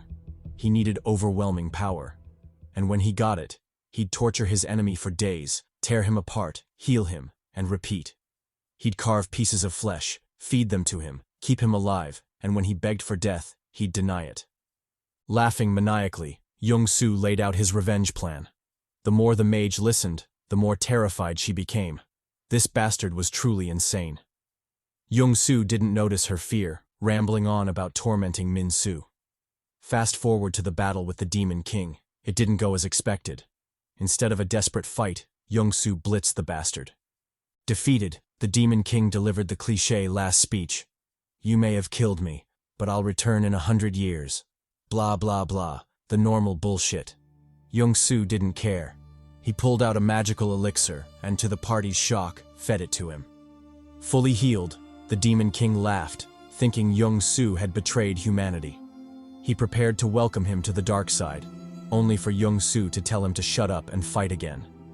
What he wanted was strength, and the best way was to farm the Demon King. Crazy bastard. What followed was tragic, yet hilarious. The Demon King got clapped into oblivion, healed, and clapped again, over and over, until finally he broke, begging to die. The party recoiled in horror. At this point, they couldn't tell who the real villain was, the Demon King or Jeongsu. The mage clung to him, begging him to stop. He was strong enough. He didn't need to become the very monster he hated. Back in the present, the mage stayed true to her promise. Blacksmiths hammered away, forging spears for Jeongsu. Watching from the sidelines, she sighed, praying he'd stay human, even after revenge. Meanwhile, back on Earth, Jeongsu, the vengeful ghost, hallucinated Minsu laughing. Minsu mocked. What did he hope to achieve? Did he think people would praise him, cheer for him? He wasn't a savior, he was a nobody, destined to die by Minsu's hands. Unfazed, Jeongsu stabbed the hallucination and replied that he didn't care. Savior? Hero? He didn't care about titles. He'd be satisfied with just one: Minsu's murderer. Ignoring the ghostly apparition and the ache in his chest, Jeongsu made it back to the ship. Treading over the ice, he tossed his 2 spears onto the deck before jumping up and scaling the rail. Waiting there was Vixen, which was wild if you thought about it, since her real name still hadn't been mentioned. Isn't she a major character by now? Anyway, the maiden, dazed as ever, ogled Jeongsu, amazed he'd actually killed another hero. 2 for 2. Maybe with his help, Earth would finally know peace and the murderous heroes would be slain. She entertained that thought as she watched Jeongsu, full of MC aura, casually shake the ice from his body. Oblivious to Vixen's drifting thoughts, Jeongsu asked about the crew. Were there any survivors? Vixen shook her head. No one had made it through. She explained she'd checked every room and found only corpses, mangled, some with missing body parts. As of now, the only living beings on the ship were him and her. Saddened, Jeongsu sighed before brushing the topic aside. Unfortunate, but there was nothing he could do about it. Vixen then asked about their plans. Without the crew piloting the ship, how would they move it? Return to the coast? Or did he perhaps have some supernatural ability that could help? Conjure monodolphins or some shit. Jeongsu looked at her like she was crazy. What did she think heroes were? Magicians or something? Besides, as the guide, shouldn't she be the one offering solutions, e.g., a way to pilot the ship?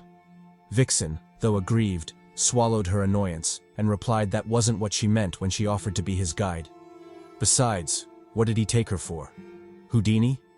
Did he expect her to pull sailing skills out of her ass? Disappointed, Jeongsu clicked in annoyance. He couldn't believe this. He'd thought she'd be competent from the way she'd insisted to tag along, but it turned out she was nothing but a waste of time. He walked past her, not hiding his disappointment in the least. Enraged, Vixen clapped back, shouting that she had her limits too. But that aside, shouldn't he at least give instructions before he left? What else did he need done? She'd definitely handle it. With a dark face, Jeongsu told her to take a break. She might not know this because she was useless and hadn't helped at all, but fighting used up a lot of energy. He was going to rest to recover. As for her, she should stay out of his hair and try to be as useful as possible, though he doubted it would be possible for someone so useless. Complete trash. Fuming, Vixen flicked him off and called him a bastard. Why did heroes have to be such assholes? But after thinking about it, her face softened. She too wanted to be helpful, but there was nothing she could do. She was only mortal after all. Fast forward to nighttime. Loud creaking sounds echoed through the ship. And before you ask, no. It wasn't the desired sound of cheek clapping, but Vixen rummaging through the ship for supplies. After being dissed by Jeongsu earlier, she took it upon herself to prove her usefulness. Hence the late-night search that sounded like she was getting her cakes baked. Rummaging through drawers, she had her sights set on locating the ship manual. She figured she could use it to solo sail the ship, which is absolutely crazy. But hey, do you boo-boo? While searching, she heard a sound that caught her attention. Confused, she checked it out because as far as she knew, only 2 people were alive on the ship, and Jeongsu had specifically said he would be turning in to rest. She carefully exited the office and peered toward the commotion. What she saw surprised her. Jeongsu, The same arrogant, insufferable bastard was carrying corpses, ferrying them to the deck for a proper burial. He even covered them with their navy flag, giving them an honorable military send-off. Amid the quiet and solemnity of the moment, Jeongsu offered his last wishes.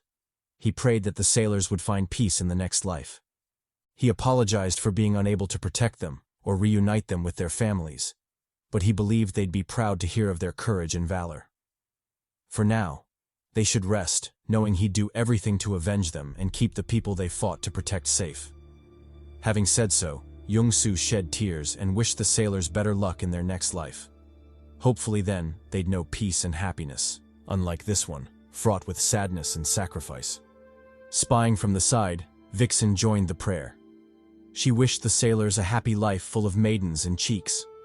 And so, in a world where the line between life and death blurred, a young man and a hopeful maiden prayed, paying their respects to heroes who'd passed before them, heroes from whom they'd inherited a mantle. And as if destiny itself was smiling on them, an unexpected guest arrived, bringing the one thing they needed most, away off that ghost ship. Loud whooshing announced the arrival of a helicopter.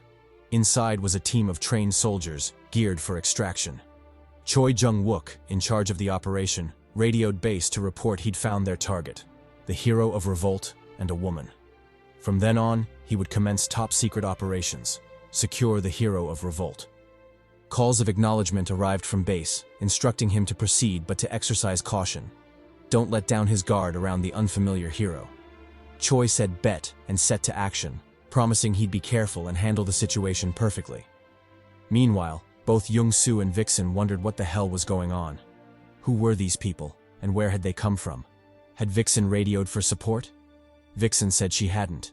The helicopter's arrival was as shocking to her as it was to him. However, she did worry they might be minions of the heroes. Predictably, when things went to shit and heroes had the advantage, some civilians sided with the heroes and became treacherous minions. Maybe this was them, rearing their ugly heads. Hearing this, Jeongsu immediately entered a fighting stance, wielding his spear and telling the minion bastards to come at him. Choi, watching from the helicopter, lifted his megaphone and shouted for Jeongsu to cool his titties. He wasn't there for war.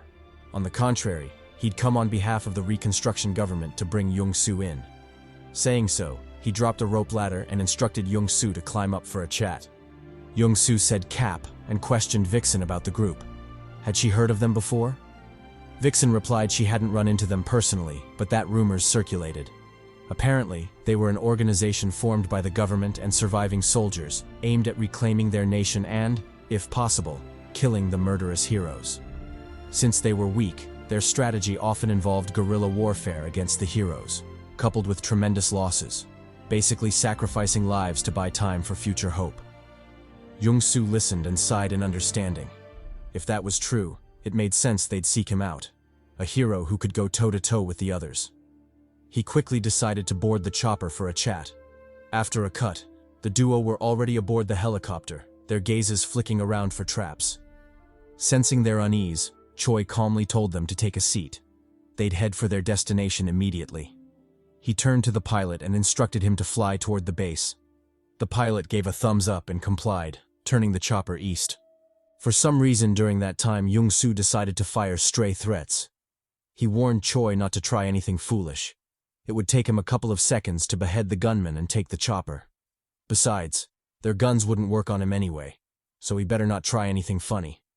Simply put, he wasn't afraid of smoke. He didn't mind if Choi gave it to him right now. Pause. Shocked, Vixen gave him the "what are you doing" look. Did he want to kill her or something? Sure, guns wouldn't work on him, but they would definitely work on her, so he better stop with that bullshit. Choi said bet, and ripped off his bulletproof vest, revealing a bomb beneath. He asked Jeongsu if he could handle that as well. Was his skin really that thick? Even if he survived the blast, they were currently 600 meters above ground. Could he survive the fall?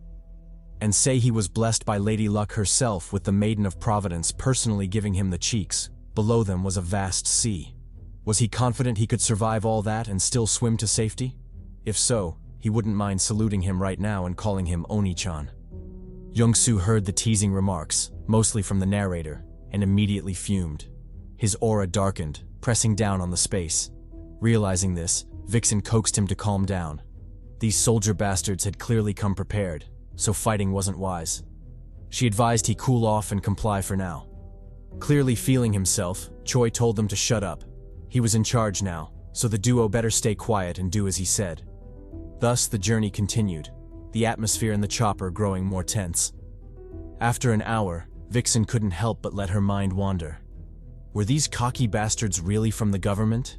Sure, they had the gear and professional dress, but were such people really this foolish? Who would willingly antagonize a hero, especially when heroes wielded bizarre abilities? What a bunch of reckless fools. Seemingly fed up, Jeongsu asked where they were going. Choi, still deluding himself with his false sense of control, told him to pipe down. He would be the one asking questions. But first, there was one thing to do. He signaled his men to tie the duo up. Alarmed, Vixen shouted for them to hold up. Why were they being treated like this? Didn't they know Jeongsu had already killed 2 heroes? Surely that proved he was on their side, worthy of better treatment. The soldiers ignored that nonsense and pointed guns at her, telling her to shut up and sit down lest they paint the walls with her brain matter. As for the "he's with us" bullshit, they didn't want to hear it. They knew nothing about him, his goals, reasons, nothing. There was no us in this scenario, only heroes and the rest of them. As for destination, he didn't need to concern himself. He was being transported, and they would arrive when they arrived.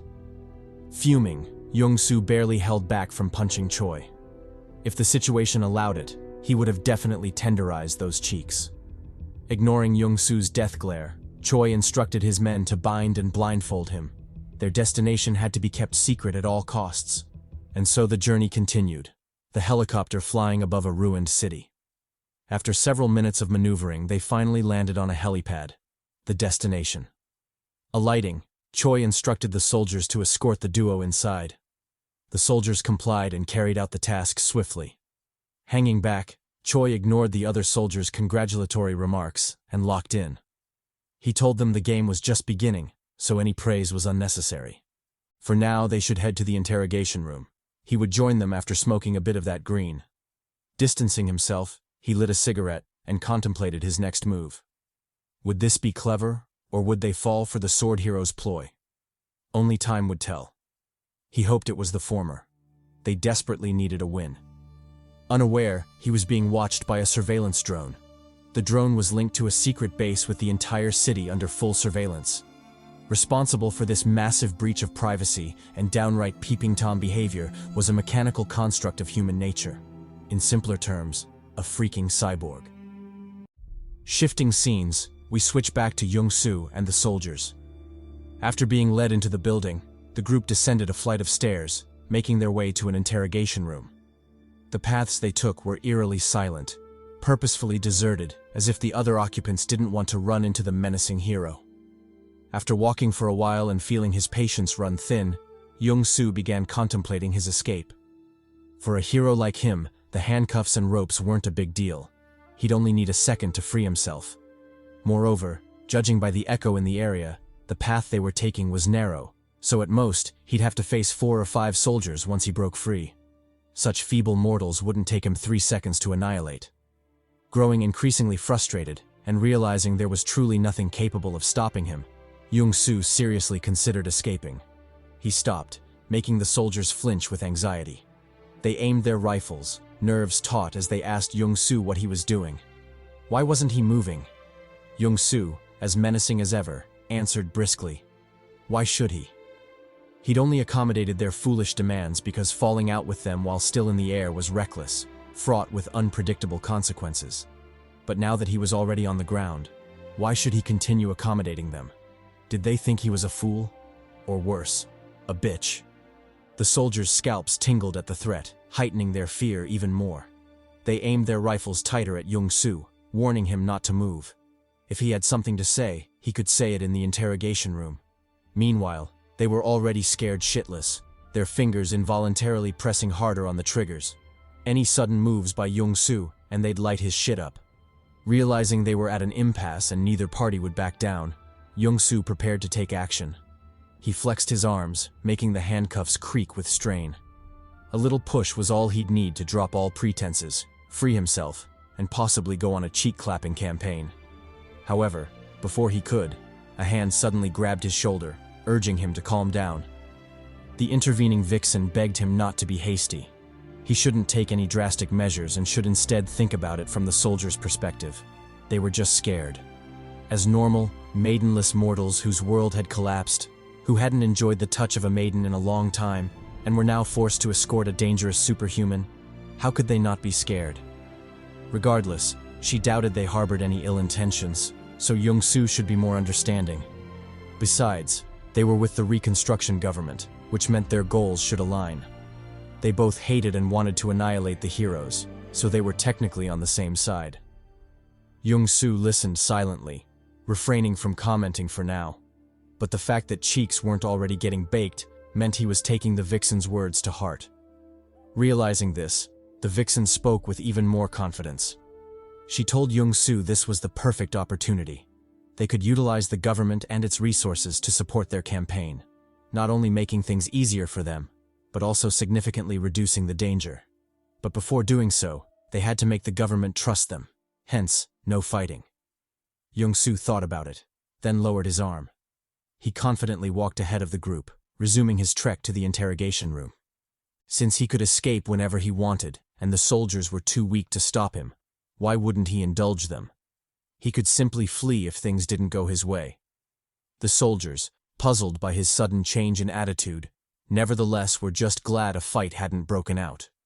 They collectively heaved a sigh of relief, continuing their advance toward the interrogation room.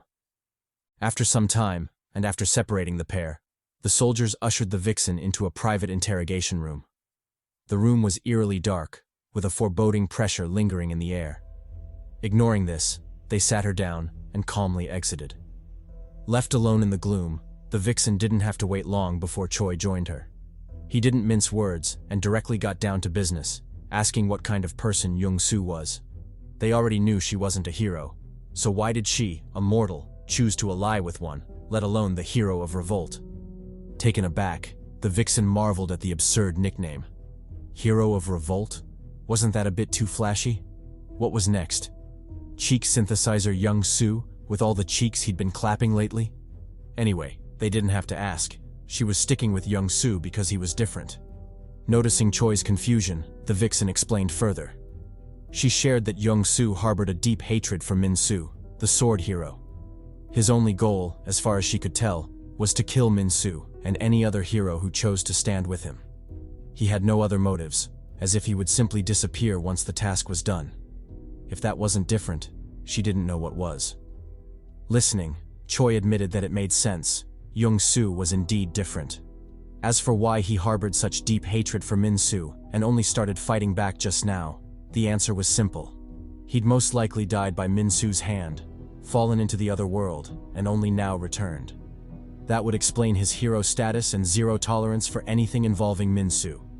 However, despite their seemingly aligned goals, it still wasn't enough to trust him fully.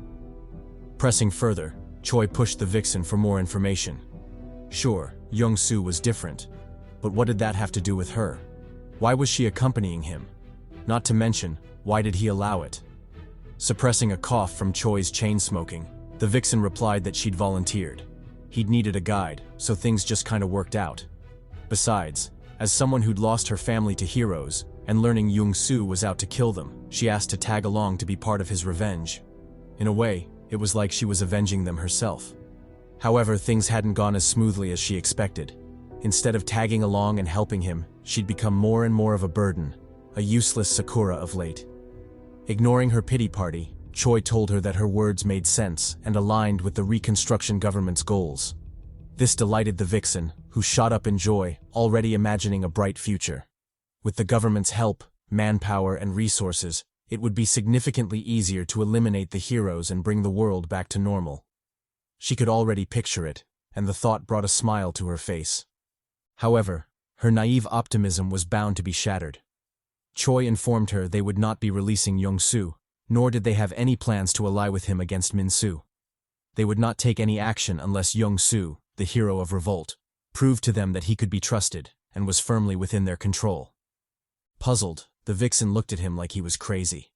What type of bullshit was this cocky bastard spouting? Control Jeongsu? What gave him the idea he could even attempt something like that? And why would Jeongsu allow it in the first place? Seemingly sensing her doubts, Choi flipped the question back to her. Why shouldn't he? Did she truly trust Jeongsu? Did she know what he was thinking right now? How he was feeling? Say they helped him fight against Minsu. Could she guarantee Jeongsu would win? That he was stronger? And even if he was, and he ended up killing Minsu, what guarantee did they have that he wouldn't become the next tyrant? That he'd calmly disappear into the shadows after his task was done? The truth was, she didn't know, and neither did they. That's why the government wouldn't gamble on such an unpredictable variable. They didn't have the luxury of mistakes and starting all over again. It was better to either control him, imprison him, or use the chance, while he was still in their custody, to kill him and avoid future trouble.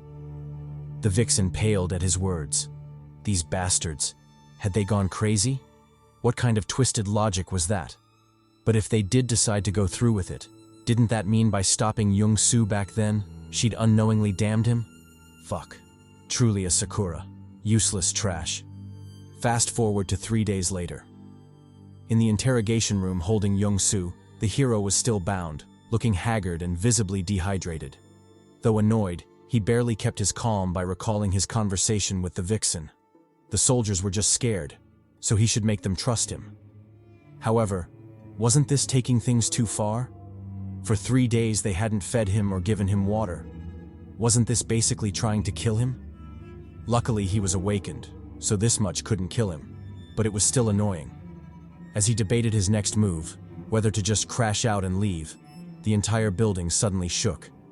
The rumbles grew more frequent and louder, finally drawing his attention. Following the rumbling came gunshots, hinting at a serious battle outside.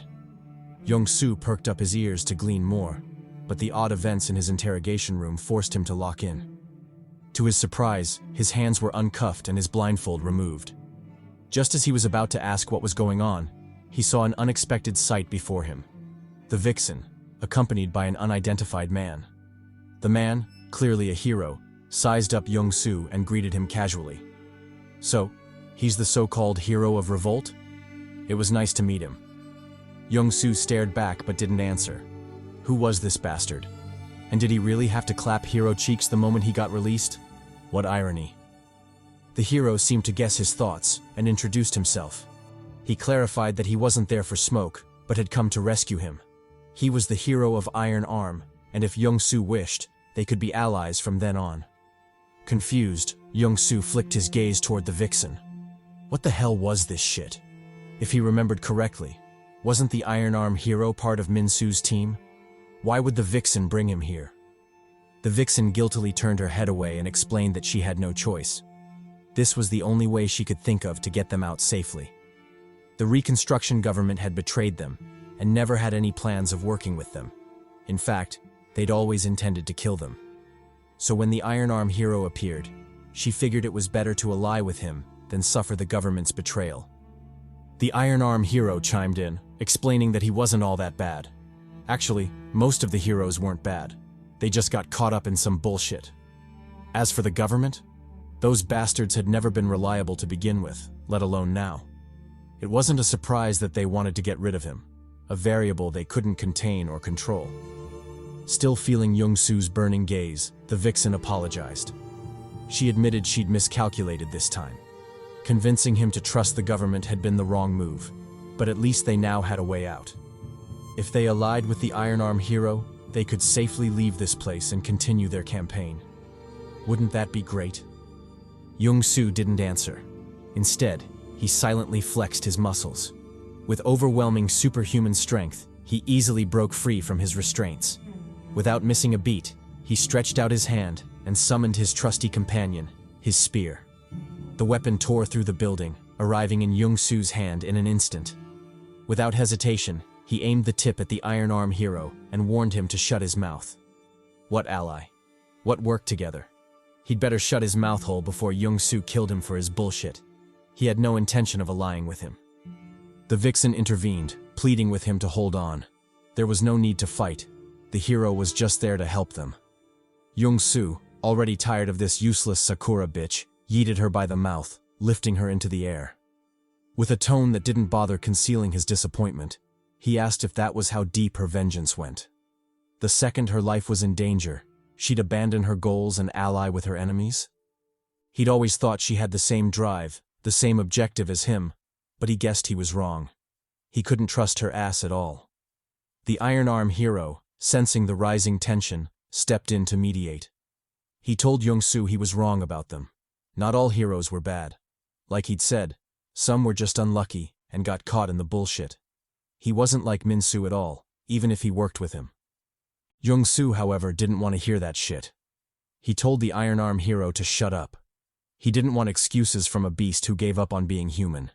Heroes, especially those who joined Minsu, had crossed the line, and he had no intention of letting them live, let alone joining them. The Iron Arm hero should prepare himself, because shit was about to get active. Saying so, he dropped the vixen, entered a fighting stance, and prepared for battle. Maybe because he was still fond of her, he advised the vixen to leave before she got caught up in the fight and died tragically. However, contrary to his expectations, instead of leaving, the vixen turned to the door and shouted loudly. Wasn't that enough already? Did they really want to see a fight break out before stepping in? They'd better stop fucking around. Confused, Jeongsu turned to the door. What the hell was she rambling about? Had she finally gone senile? To his shock, Choi swaggered into the room and addressed him directly. He'd passed. To understand what was going on, we flash back to 3 days earlier. After revealing to the vixen what the government intended to do to Jeongsu, Choi ignored her pale face and mocked her slightly. Did she really think it was that easy to get the government's support? Just have a common enemy and they'd suddenly drop everything and trust them? Nah, it didn't work like that. The government only took gambles they could control or, at the very least, contain. They wouldn't risk it with an uncontrollable variable like Jeongsu. Well, at least that's what the geezers at the top thought. Those old fogies clinging to power wouldn't make such a risky move. He, on the other hand, was inclined to give it a shot, to test just how feasible a cooperation with a hero could be. Since Jeongsu had already proved himself by killing not one but 2 heroes, Choi believed it was a worthwhile gamble to see just how far they could go. Who knew? Maybe this would be the fire to light the asses of the top brass, to remind them that a comfortable life inside a cage couldn't compare to fighting and dying for freedom. He said this while staring at a wall, which just so happened to be a one-way mirror concealing the top brass behind it. Hearing Choi's words, the leaders mulled it over. After much consideration, they decided to give it a shot. Though eccentric, they knew Choi had always acted with humanity's best interests at heart. Why not trust him again this time? Receiving the green light, Choi turned to the vixen. He'd just thought of a brilliant idea, one capable of revealing Jeongsu's true objective and nature. So, would the vixen be up for a play? One guaranteed to expose her so-called hero? Ending the flashback, we return to Jeongsu's interrogation room. Noticing his confusion, the vixen explained that it had all been an act, a test to confirm whether he was truly what he claimed. A hero killer. A way to prove whether they could trust him. Choi chimed in, explaining that the man before him wasn't even the real Iron Arm hero, just a lookalike they'd hired to play the part. As for everything else, it was, as the vixen had said, an act. Incredulous, Jeongsu looked at him like he was crazy. What type of bullshit test was this? What would have happened if he'd failed and agreed to join the Iron Arm hero instead? Choi answered directly. He would have died. Below his seat was enough explosives to level a whole building, let alone light his pale ass up. And even if he'd somehow survived that, a team of death soldiers was waiting outside to launch a suicide mission. They were tasked with firing everything they had until either he died or the whole squad was wiped out. If even that failed, they'd resort to the final contingency. Detonate the several tons of bombs hidden below him to buy time for mass evacuation. Sure, maybe that much firepower wouldn't kill him, but trading a building and a few loyal soldiers' lives for the future of the Reconstruction government and its citizens was more than worth it. Jeongsu listened to the meticulous plans and nodded in approval. Though ruthless, even to the point of using their own men as cannon fodder, he couldn't deny their resolve was commendable. Only such lunatics could help him in his vengeance, and possibly earn a fraction of his trust. He turned to Choi, informing him that he was in. Although he didn't appreciate being toyed with, he had at least confirmed their goals aligned, and that alone was enough for him to ally with them. Choi said bet. They felt the same. In exchange for the trust he'd shown, the reconstruction government would do everything in its power to support and aid him in his grand campaign. Thus, a formal cooperation was established, one destined to reshape the fate of the world. Fast forward to some time later, and the trio were in a secret elevator, heading for the lowest level of the base. After descending for a while, the elevator finally crossed the 12th basement floor, and unlike the duo's expectations, the scenery wasn't the same bland elevator walls, but a huge mega-sized cityscape instead. These bastards had actually built a whole underground city. How truly audacious. Taken aback, the vixen stared at the cityscape in wonder. How had they managed this?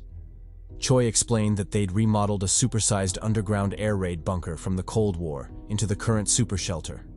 No news of it was ever released because the hero's information system was too advanced.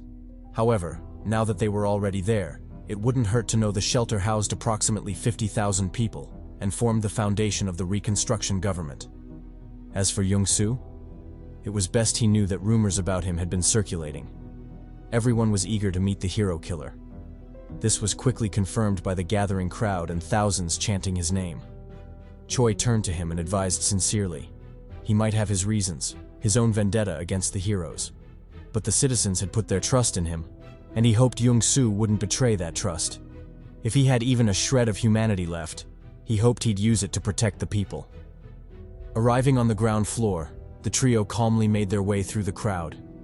They hadn't gone far when Jeongsu noticed a peculiar sight.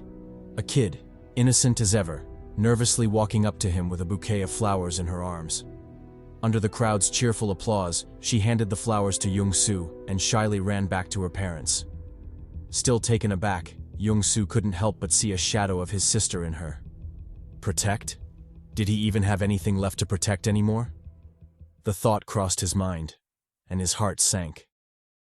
Suppressing the ache in his heart, he followed Choi out of the jubilant crowd.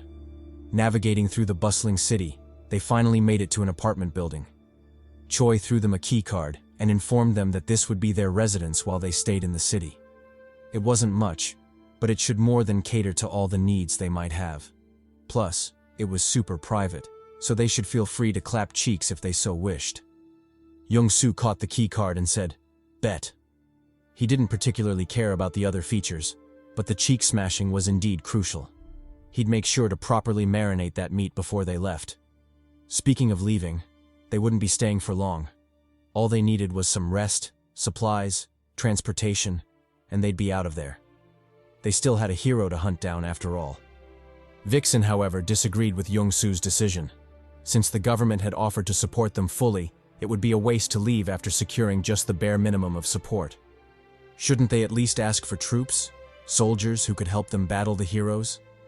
She understood he didn't like involving civilians in the fight against heroes, but they truly needed help. At the very least, scouts familiar with the heroes' movements. Choi chimed in, stating that Vixen was right. Since they were already there, they might as well use everything at their disposal. If Jeongsu wasn't completely convinced, he might as well take the night to think it over. Post-nut clarity did wonders for the mind after all. Jeongsu thought about it and nodded in agreement. He'd rest, eat, clap, relax, then clap again. Hopefully, by the end of that divine ritual, he'd have changed his mind. Switching scenes, were shifted to the apartment the duo was inhabiting. After a round of cat cleansing, the rejuvenated Vixen calmly exited the bathroom. She noticed Jeongsu by the balcony and walked up to him. Realizing the emo dude was drinking a can of peach juice, she asked if he liked that stuff. She hadn't tagged him as a fruit lover. Jeongsu replied that he didn't love it. It was just practical. The sugar in the juice helped the brain circulate faster, so he was using it to plot his next moves, specifically how he was going to kill that bastard Minsu. However, he did hear juice had miraculous effects on kitty taste, so she might want to get in on that. Vixen said bet, she'd definitely give that a try. But before that, could he possibly tell her a bit more about himself? Surprised, Jeongsu asked why she needed that information. Did she still doubt him? Or was this to trap him with child support or some shit? Because if so, they were out of milk, and he had to run to the store real quick. Vixen replied that it wasn't anything like that. She wasn't trying to trap him, so he shouldn't worry. She was just asking because they truly knew nothing about each other, not even their names. It was cool for the narrator to call her Vixen, but shouldn't he at least know her real name? Besides, he'd given her the Wayne Brady treatment, choke a bitch. Didn't he owe her a proper introduction after that? Jeongsu agreed, and finally introduced himself. He was Park Jeongsu, son to a murdered father, brother to a murdered sister, and he would have his vengeance, in this life or the next. Vixen looked at him and smiled contentedly. Aside from the gladiator plagiary, this Jeongsu dude wasn't all that bad. She introduced herself, saying that her given name was Jeongsu Min. However, out here in the streets, she went by the nickname Vixen. Extending her delicate jade-like hands, she hinted at a formal greeting. Jeongsu didn't leave her hanging and returned the gesture. Thus, the duo formally met, looking forward to their continued collaboration. What they didn't know, however, was that a storm was brewing, and that night they would share their feelings for the first and last time. Shifting scenes, were taken to the control room of the entire underground city. Several screens were shown on the wall, each reflecting a section of the city in real time. Unfortunately, one of them reflected the scenes at Jeongsu's location. In other words, they were spying and eavesdropping on Jeongsu and Vixen. What a bunch of creeps. Ignoring the Diddy allegations, Choi asked his assistant how the spying was going. Had Jeongsu completely allied with them, or was he still harboring doubts? The assistant replied that things were going great for now. After spying on them for hours, Jeongsu hadn't revealed any signs of betrayal or doubt, not even in his private conversations with Vixen. It was safe to say he had ruled out any suspicions about them. Choi heaved a sigh of relief at that reply. It seemed like things were finally going their way. With the addition of Jeongsu, they finally had 3 heroes on their team. If he ruled out the 2 slain heroes, that left 7 yet to be killed, including Minsu. Although 3 versus 7 was still a daunting task, it was way better than the 2 versus 9 odds they'd had before. If things went their way, maybe they'd finally be done with that hero nonsense and return to their lives. Lives of order, safety, and most importantly, family. The employees cried tears of joy, overwhelmed by the hopeful prospects. They couldn't wait to get their old lives back, and deep down, were glad they hadn't given up. Choi encouraged them, but warned them not to lower their guards just yet. It was still too early to celebrate, but for what it was worth, he was proud of them for enduring this long. The desired future was almost at hand. They just had to endure a little bit longer. Unfortunately, just like the case with Jeongsu and So Min, this would be the first and last time the employees praised and encouraged each other. Thunderous explosions echoed across the city, catching everyone off guard. Sensing an overwhelming, ominous premonition, Choi burst out of the room and headed for the nearest window. What he saw made his face turn pale. A giant hole had been blown in the dome surrounding the city. Large debris crashed to the ground, obliterating anyone they landed upon. Their location had been compromised. They were under attack. By the heroes, no less. Realizing this, Choi cursed. What sort of dogshit timing was this? Just as things were getting better for them. Fuck. Equally caught off guard, Jeongsu's attention was immediately locked on one person. Minsu, the hero bastard who'd taken everything from him. Accompanying Minsu were several members of his party. A sussy-looking dude rocking a crop top, the hero of vampires, Hong Hua Rang. A divine and holy yet kinky-looking vixen, Baek Hana, the hero of faith. A pink loli who seemed to hate Baek Hana for some reason, the hero of magic, Ma Ye Rin. A muscle-brained brute who'd been hinted at before, the hero of Iron Arm, Jung Yui Ho. A sketchy, cunning, and treacherous-looking bastard, the hero of return, Lee Sung-jun. I'm calling it right now, this dude is suspicious as fuck. The hero of martial arts, Cheon Ji-sung. And finally, a Decepticon-looking bastard, Lee Ga-ram, the hero of Reformation. After fully assembling, the Reformation hero asked Minsu what he planned to do. What would be the fate of this pitiful city? The return hero answered for Minsu. Was that even a question? The answer was obvious. Minsu needed everyone there to suffer. Reformation said bet and got to work. It pulled out a shit ton of missiles, launching them all into the city. The whole city descended into chaos, with explosions and flames everywhere. It soon became a true purgatory, desperate screams echoing all around.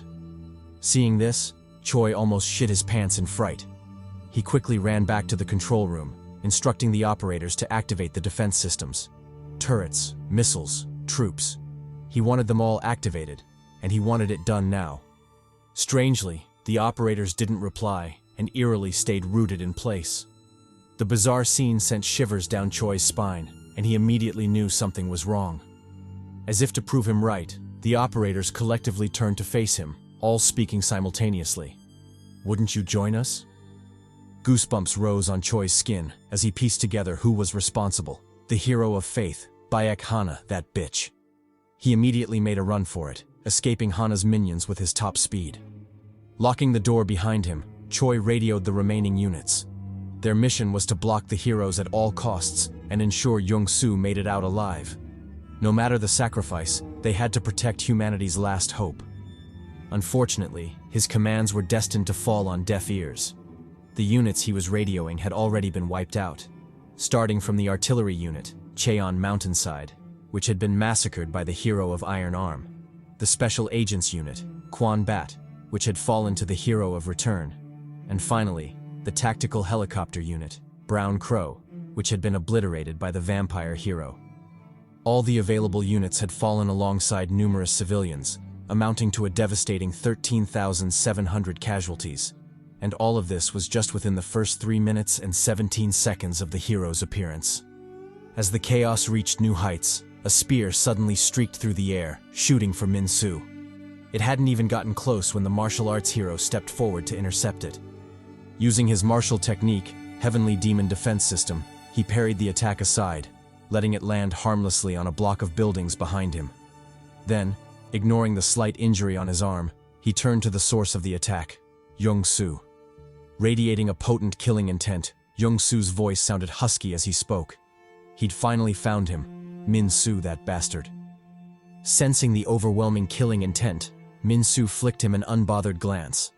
With that same dead look in his eyes, he asked if he was the one, the bastard who'd been trying his best to ruin the cycle of sorrow he'd so painstakingly cultivated. Jeongsu didn't reply, just looked at him with hatred.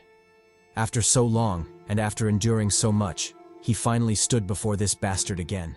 The bastard who killed his whole family before his eyes, who took away the normal and happy life he so cherished, who destroyed the world for petty reasons like being heartbroken, and most importantly, the bastard who killed him before he could crack his huzz. Completely unforgivable. So many murderous thoughts flipped through his mind that he didn't know what to do. Should he skin him alive and roast him for eternity? Or maybe track down his ex-girlfriend and give her a proper loving? He didn't know, but one thing was certain. He wanted this bastard to suffer.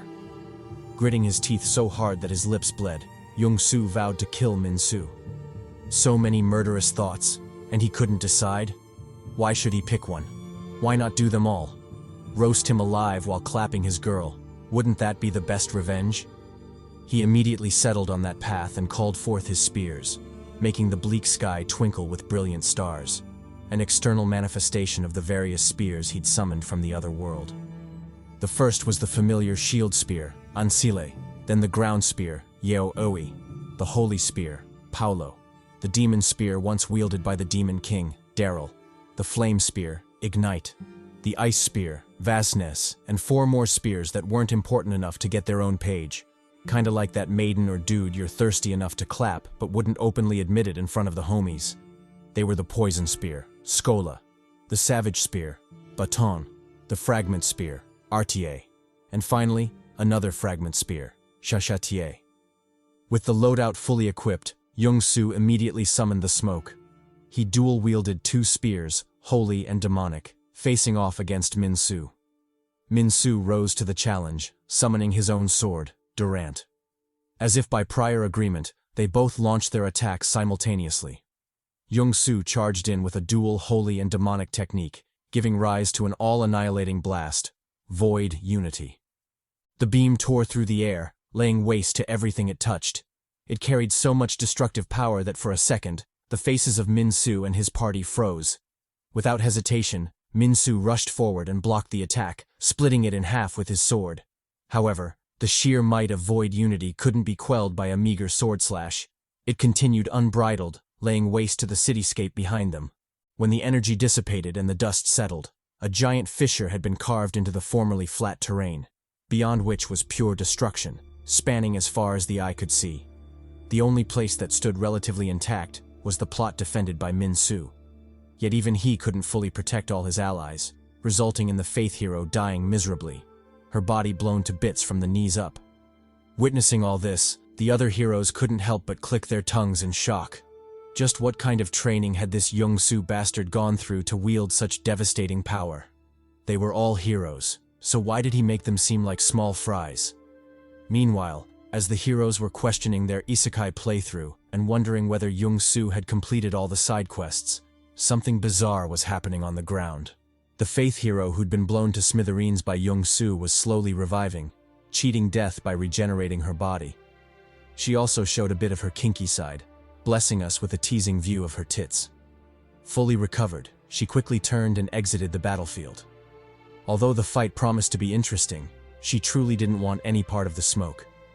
The hero of martial arts agreed and followed her out, leaving only Minsu and Jeongsu squaring off against each other. With all the irrelevant small fries out of the way, the two began their battle in earnest. Striking first, Jeongsu hurled a spear at Minsu. The attack seemed off, missing him and striking meters behind his back. However, this was all part of Jeongsu's plan. Just as Minsu was about to counterattack, a thick poison gushed from the spear, enveloping him instantly. It didn't take a second for the toxic miasma to spread throughout his body, causing his eyes and 7 orifices to bleed profusely. Chuckling at the cheap trick, Minsu swung his sword, dissipating the poison. He intended to advance the attack but was surprised to see Jeongsu already before him, twin spears thrusting. For a split second, Minsu's resolve wavered. He thought about his experiences thus far and everything he'd been through. Was there really a need to keep living? Wouldn't it be better to fall by Jeongsu's hand, a man who'd known as much suffering and despair as him? The idea crossed his mind, and he slowly became convinced by it. But just as he was about to drop his sword, he saw something in Jeongsu's eyes, a faint flicker of light, a slight chance of salvation in the otherwise pitch-black darkness of despair and murderous vengeance. It was then that Minsu realized something. This bastard Jeongsu was still clinging to hope, searching for salvation in the pitch darkness. He wanted to get his happy ending by avenging his family, and murdering Minsu was his way to do it. Wasn't that a bitch? How dare this bastard use him as a whetstone to sharpen his blade? To dare hope to be happier than him? Was he kidding right now? Nah, fuck all that. If it was sorrow, then they had to feel it together. Wielding his sword, he slashed at Jeongsu, meeting his attack head-on. The two crossed weapons in unrivaled fury, kicking up a mana storm from the impact.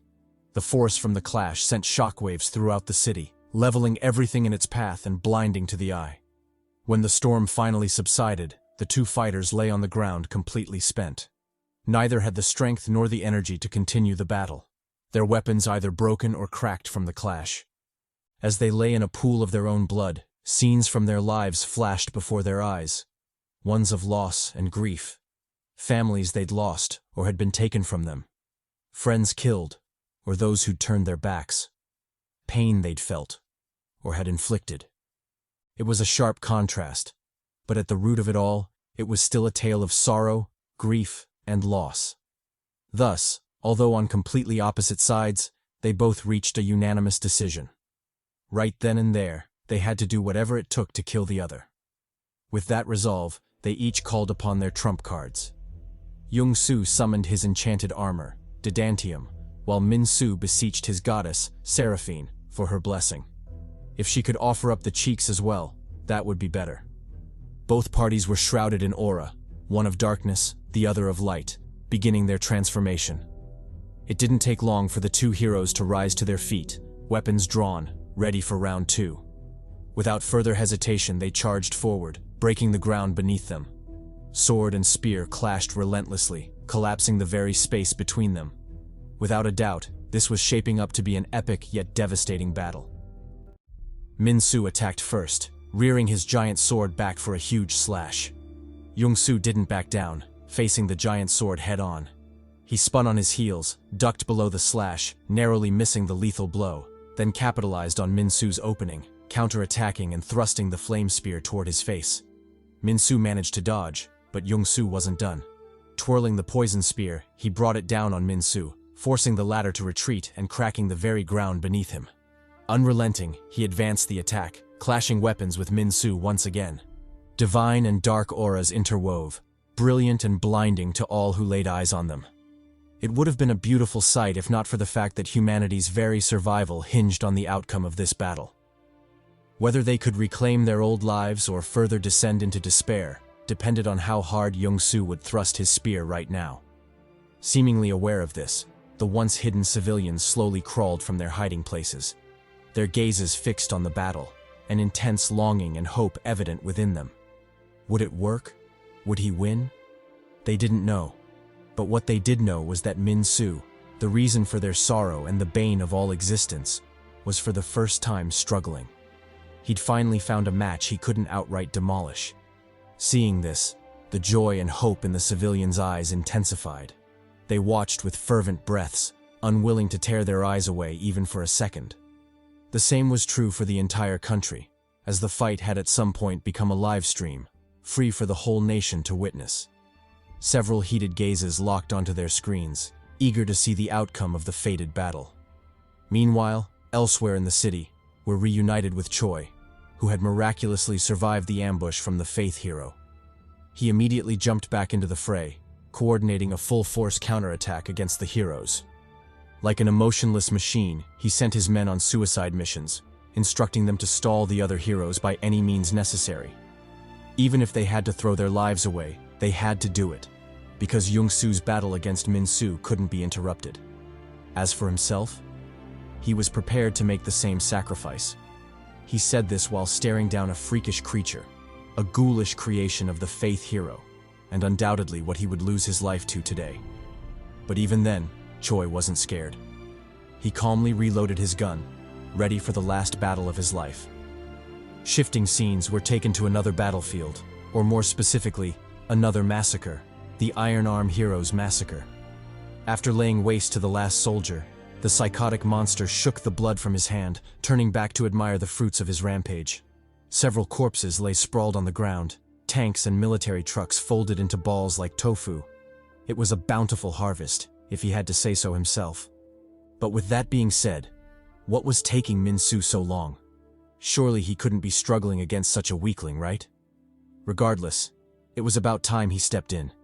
He moved to join the fight, only to be halted by a rocket to the back. Pissed, the Iron Arm hero glared at the culprit. Did he have a death wish? What the hell was that for? The soldier, though terrified, replied that he couldn't allow him to intervene in that fight.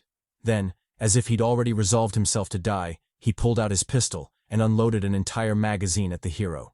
Even though the bullets did 0 damage, he kept firing, determined to stall for as long as possible. Likewise, in another battle, a similar scene was playing out. After discovering that Minsu was struggling more than expected against Jeongsu, the vampire hero dove in to assist.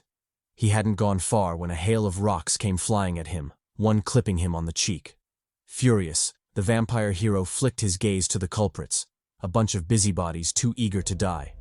Nevertheless, they still managed to keep him there, buying more time for Jeongsu. On the Decepticon hero's side, the same thing was happening. Just like with the last 2 heroes, the civilians there were doing their best to stall for time. They threw Molotovs at the hero, lighting its ass up and buying more time for their poppy, Jeongsu. Thus, across multiple battlefields, survivors put their lives on the line, fighting tooth and nail with the heroes to stall for as long as they could. Several lives were lost, but more willingly jumped in, replacing the fallen and continuing their relentless pursuit of freedom. In their minds, if they couldn't succeed, then what was the point of existing in such a damned world? They might as well go out in a fiery bang. Back to Jeongsu, the hope of the resistance and the certified poppy of all those fighting. He was still locked in battle, thrusting his spear at Minsu like a raging beast. Each stab kicked up windstorms, forcing Minsu to constantly stay on the retreat. Fed up with his passiveness, Minsu decided to counterattack.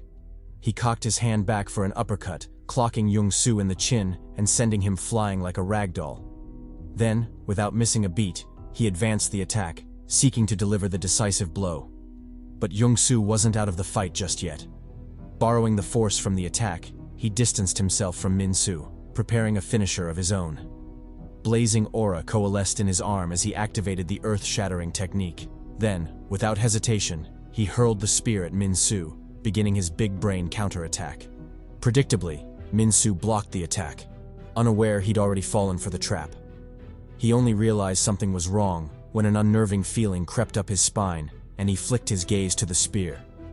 But by then, it was already too late. The technique activated, turning the surrounding soil into quicksand and trapping Minsu within. His feet slowly sank, leaving him in a perilous situation. Not one to waste an opportunity, Jeongsu pressed the attack.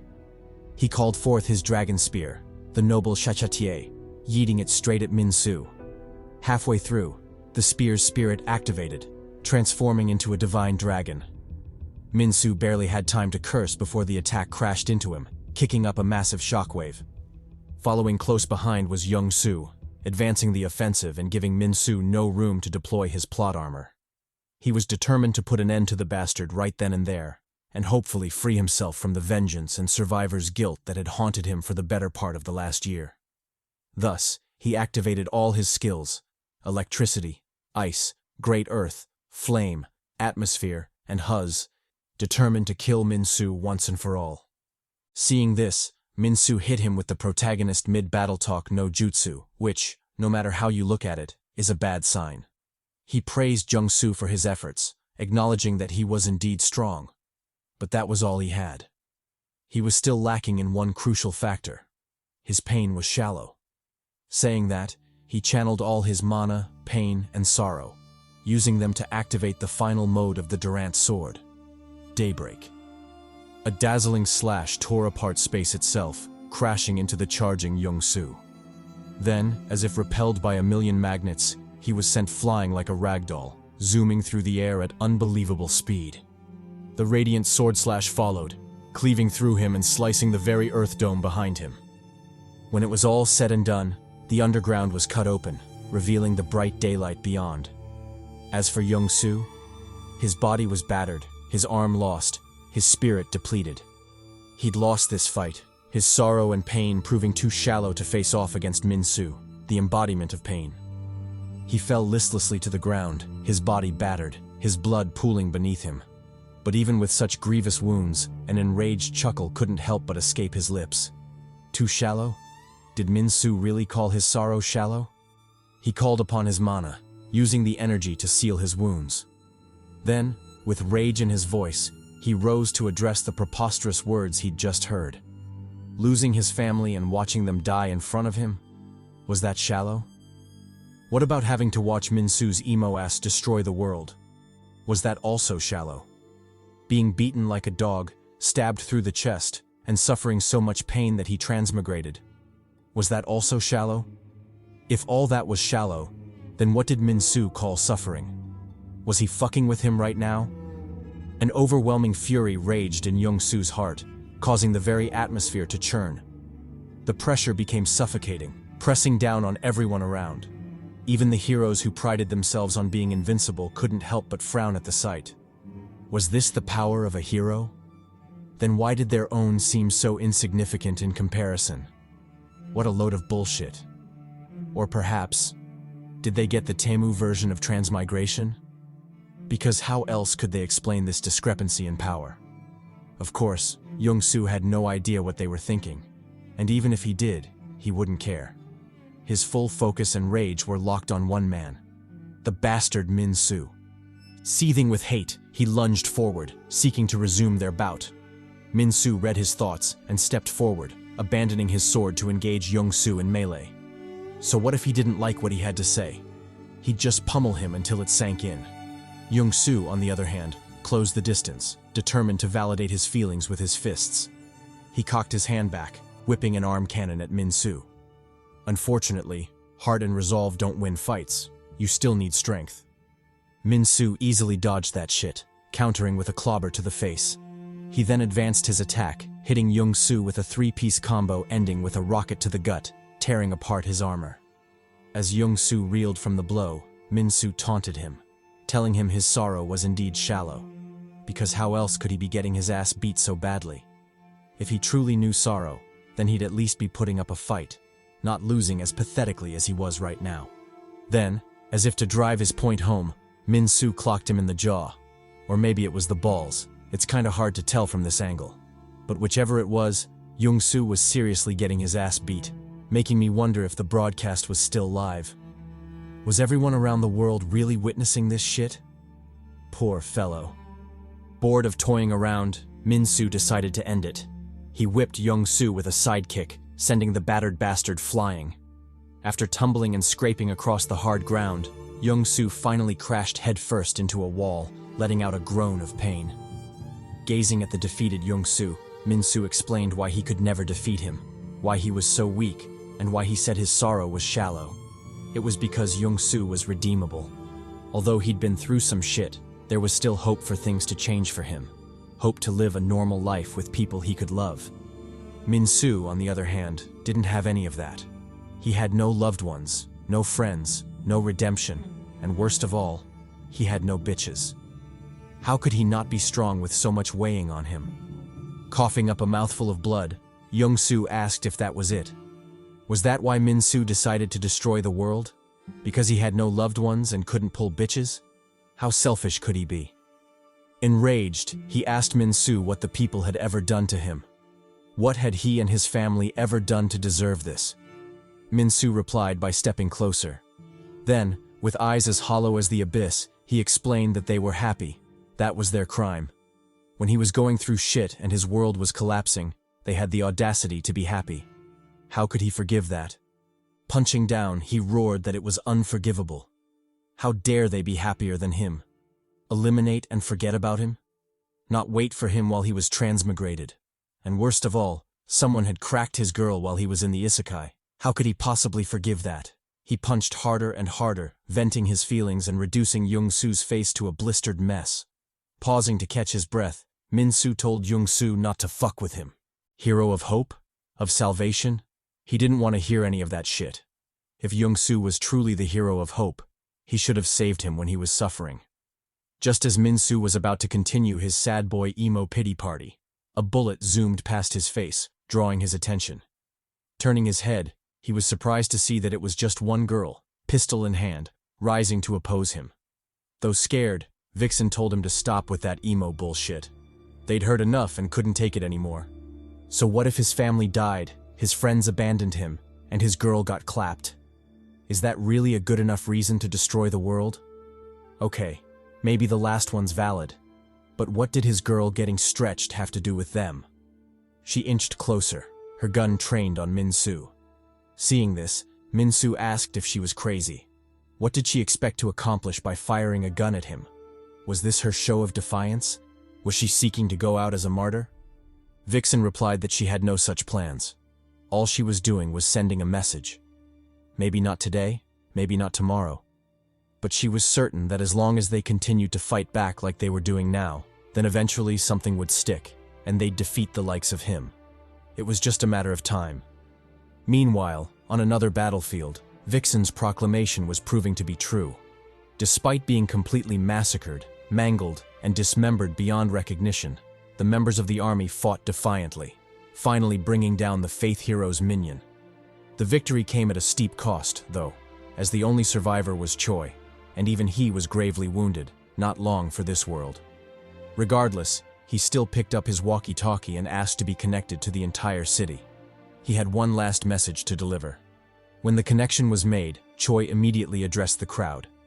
He explained the situation, choosing to believe in their humanity.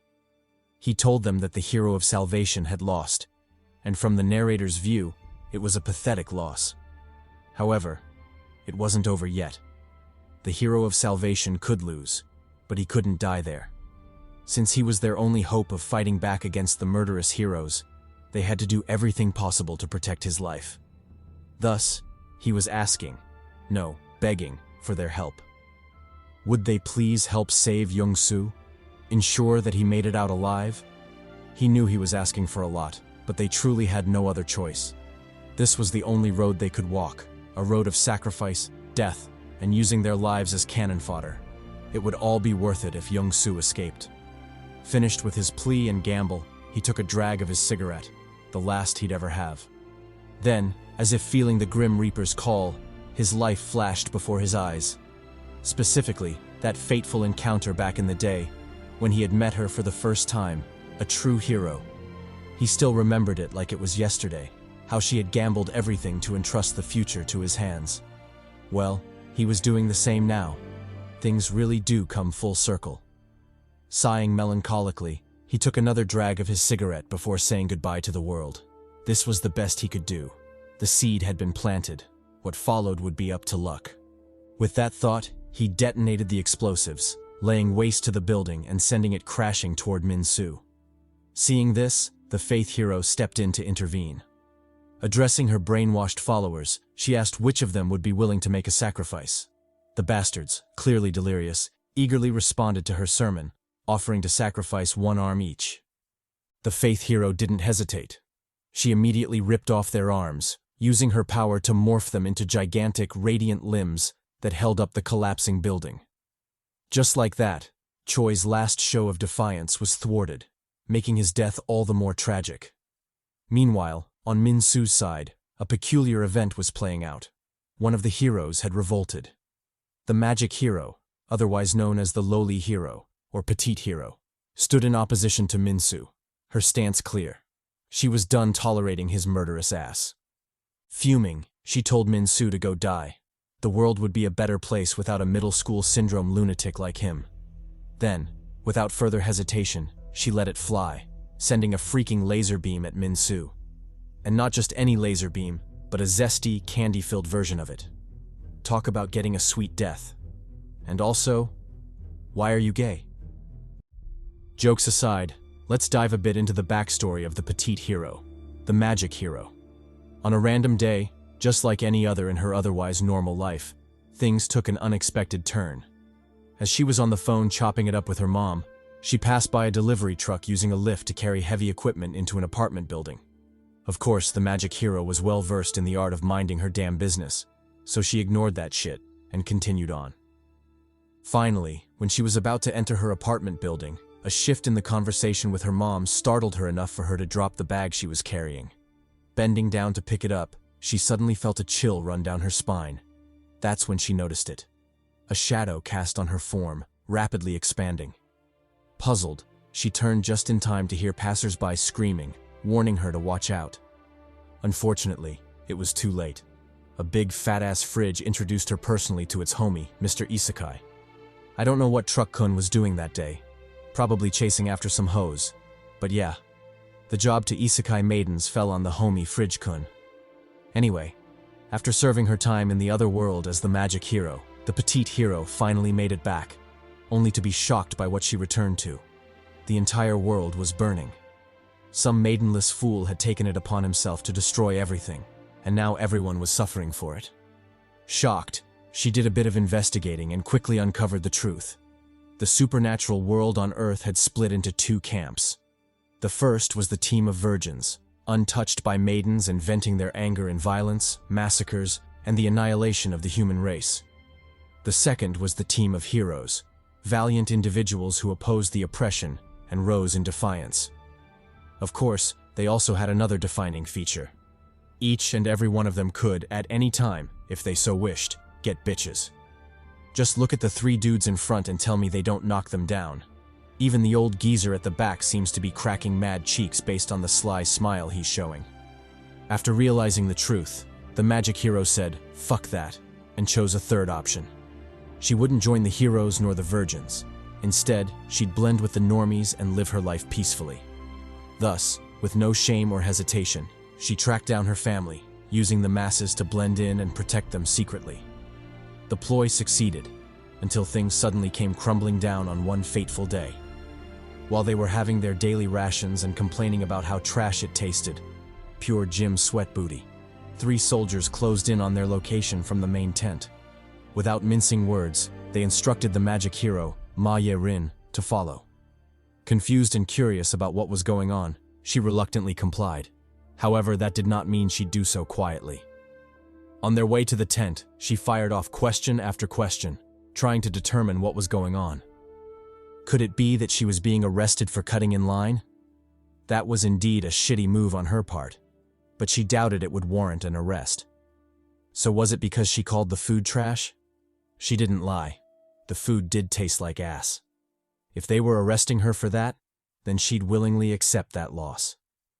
While she was pondering what the soldiers could possibly want from her, a voice cut in, blowing away most of the confusion. It explained that she was being arrested not because she called the food trash, but because she was a hero. And of course, as you can see, the voice was from Choi. Startled, Yerin asked what the hell he was talking about. Hero? It sure as hell wasn't her. Choi replied that they had proof, so playing dumb wouldn't help. But if she desired evidence, then he'd hit her with some facts. He then proceeded to read out her entire file. Ma Ye-rin, 20 years old, likes to throw it back and ask, "Whose is it?" To this, the narrator would gladly say, "Mine." What a horny dog. After a freakish accident, she disappeared for an entire year, only to reappear a couple of months ago, matching perfectly with the trend of returning heroes analyzed thus far. Cutting in, Ye-rin asked how that made her suspicious. People disappeared all the time. It didn't mean they'd been isekai'd. Besides, how do they know she wasn't shacked up with some Romeo during that time? Maybe she'd run away, living her best life with Alejandro, or as the streets call him, Al, for the streets. Could they prove that wasn't the case? Choi replied that they did have more evidence, then took out a photograph. He explained that it had been taken by one of their drones during an abnormal incident about 10 days ago. Turns out a couple of missiles had been misfired, and their target changed from the enemy base to their own. The missiles were set to land on their location, lighting their shit up. But just as the inevitable was about to happen, a magic shield suddenly appeared, blocking their advance. The puzzling thing was, at no point did the heroes show themselves. They simply stopped the attack and slid back into the shadows. Luckily, they had drones in the air at that time and managed to capture something interesting. Her leaving the very same building the hero had been suspected to act from. Still not convinced, Ye-rin asked if that was all they had. Maybe it was a coincidence that she was in that building at that time. Besides, it wasn't a crime to enter a building. She could go wherever the hell she wanted. To this, Choi stopped wasting words and pulled out a revolver. Since she was adamant in denying the truth, he'd just have to confirm the hard way. If she was a hero as he expected, then she'd be fine. If not, then he'd leave a flower on her grave after killing her. Wasting no time, he pulled the trigger. The gun went off with a bang. Shocked, Ye-rin acted on instinct and set up a magic barrier. Her form also underwent a mystical transformation, changing into the petite magic hero we all know. When the tension subsided, Choi revealed that he'd caught her. The gun had been empty, but the outcome was more than sufficient to prove his point. Realizing she'd been caught, Ye-rin decided to come clean. She revealed that she was indeed a hero, but had her reasons for keeping it a secret. The most important one was, she wasn't strong enough to face off against the other heroes, especially Minsu. She then explained that there was a clear difference in strength between the heroes, and that difference was mostly determined by the Demon King they defeated. The stronger the Demon King, the stronger the hero would become after defeating them, and consequently the stronger they would be compared to other heroes. In their case, the Demon King Minsu defeated was vastly stronger than the ones the others had defeated, meaning he was much stronger than them. Matter of fact, she doubted the other heroes would be able to defeat him, even if they ganged up. To put it simply, it was straight up an unfair advantage, a complete favor for the bastard Minsu by the Maiden of Luck. Confused, Choi asked if that's why she hid herself. Didn't it occur to her that the world could get destroyed? Ye-rin replied that she was aware of that possibility. But what else could she do? She was afraid of death and still had her ailing mother and little sister to protect. Why would she risk it all by fighting the villains? She didn't want to die, and most importantly, didn't want to see her loved ones die. Hiding was the only option she had. Saying so, she bit her lip in frustration, making it bleed and venting a bit of her negative emotions. To this, Choi could only sigh in pity before offering a solution. He emphasized that she didn't have to die to contribute to their resistance. There were other ways she could help. The first was to join Minsu's team. Shocked, Yerin asked what he was talking about. Why would she join that murderer? Choi explained that it wasn't what she thought, signaling for his man to approach. He then added that since no one knew when she had returned, it was possible to trick the villains into believing she was one of them. All she had to do was crash out publicly, and hopefully the villains would believe she was with them. Handing over a secret file, he explained that it detailed the location and information of a not-so-important military base, the target of her deceit. Her task was to destroy the base and everything in it, using the bloodshed to buy trust with the villain group. As for the soldiers' sacrifices during the facade, she shouldn't worry about it. Sacrifices were necessary for the greater good. Becoming more serious, Choi stressed that if she did it, he would take care of her family. He would even evacuate them overseas, saving them from the torment of the villains' attacks. All she had to do was be their hidden card. She would infiltrate the villain group, bide her time, and if ever a person or method came that could destroy Minsu, she should do her best to protect them. Shifting back to the present, the secret agent nature of the magic hero was finally revealed. She faced off against Minsu, doing her best to protect Jeongsu, their hope. True, she was scared, but with so many people counting on her, she had no choice but to give it her best. Yelling at the top of her lungs, she shouted at Minsu to come at her. She was a hero too, goddammit, and she'd be damned if she let him lay a finger on the puppy Jeongsu. And yes, he could put that on her mama. Speaking of Jeongsu, he was having an existential crisis. He drowned in despair, tallying the fruits of his labor since he embarked on his revenge journey. Fruits that seemed utterly pointless at this moment. 117,000. That was how many times he'd trained his thrust. And no, not the thrust you're thinking about, you naughty dog. The spear thrust. He'd trained it so much his palms bled. His slice technique had been trained 57,000 times.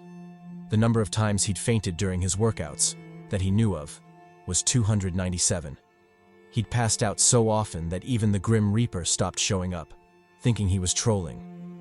As for true death, he'd come close to it a whopping 13 times.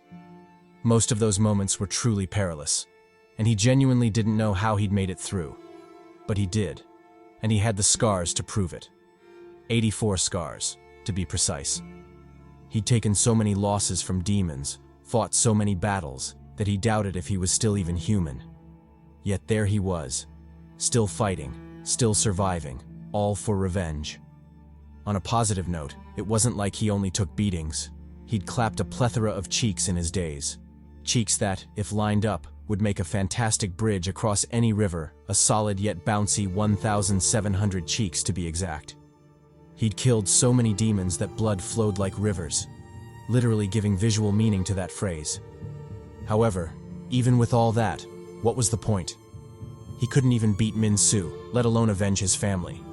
He'd been beaten like a dog, and all he had to show for it were a few scratches on Minsu. Scratches the bastard probably didn't even notice. Was it truly hopeless? Were all the grueling hours of practice, the legendary spears, and even the borrowed Demon King's power all pointless? Was he destined to never defeat Minsu? To never avenge his family? If so, then what was the point of living? He might as well check out early, redeem that early access to heaven. As he thought this, he stuck out his tongue, ready to bite it off and delete himself. But just as his teeth came down, a hand suddenly intercepted, blocking his attempt. Shocked, Jeongsu, who was mid-apology to his dead family for failing them, suddenly got a strange feeling. Who the hell had just stuck their fingers in his mouth? And what kind of freaky shit were they on? Couldn't they see he was in the middle of some serious business right now? How dare they tempt him with that kinky nonsense? Licking the fingers a couple of times, for research purposes of course, he opened his eyes a fraction to see who it was. It was Vixen. The maiden hadn't abandoned him in his time of need. She doubled back to stop him from making a fatal mistake. She smiled kindly at him, needing no words to convey her feelings. She wanted him to live on. This wasn't where a hero like him should fall. As tears continued to stream down her cheeks, the magic hero finally flew by, whisking Jeongsu away with her. They left Vixen behind, but it was clear she had no regrets. As for Jeongsu, he glanced weakly at the retreating Vixen, a storm of emotions swirling in his eyes. Was this it? Would he ever see her again? And what about that finger thing she did at the end? He wouldn't mind experiencing that again. Unfortunately, Ye-rin was too busy fleeing to indulge his horny thoughts. She cut through the air like a phantom, yelling for him to lock in. His wounds were dire. He needed to stop the bleeding, or their escape would be pointless. As they soared through the air, it didn't take long for the members of the villain party to spot them. The first was the Decepticon hero, who immediately broadcasted their location. With speakers materializing everywhere, it announced that a magical loli and a freak hero with a finger-licking fetish were on the run. Definitely the treacherous bastards they'd been looking for. Then, without wasting another second, it conjured a shit ton of missiles, launching them all at the duo. Picking up on the danger, Ye-rin immediately began evasive maneuvers. She dodged the first volley of missiles, letting them detonate harmlessly on nearby buildings. Without so much as a glance back, she continued forward, weaving through the pursuing missiles with grace and precision. When she'd left them all behind, one suddenly accelerated, catching up to her in an instant. Taken aback, Ye-rin barely had time to react before the missile detonated, blanketing her in flames. Luckily, she'd been one step ahead, deploying a magic shield in time. With her familiar clinging on at the back, she continued her frantic escape, doing her best to slip away. Unfortunately, escape wouldn't come as swiftly as she'd hoped. Two more villains joined the chase, the martial arts hero and the hero of Iron Arm.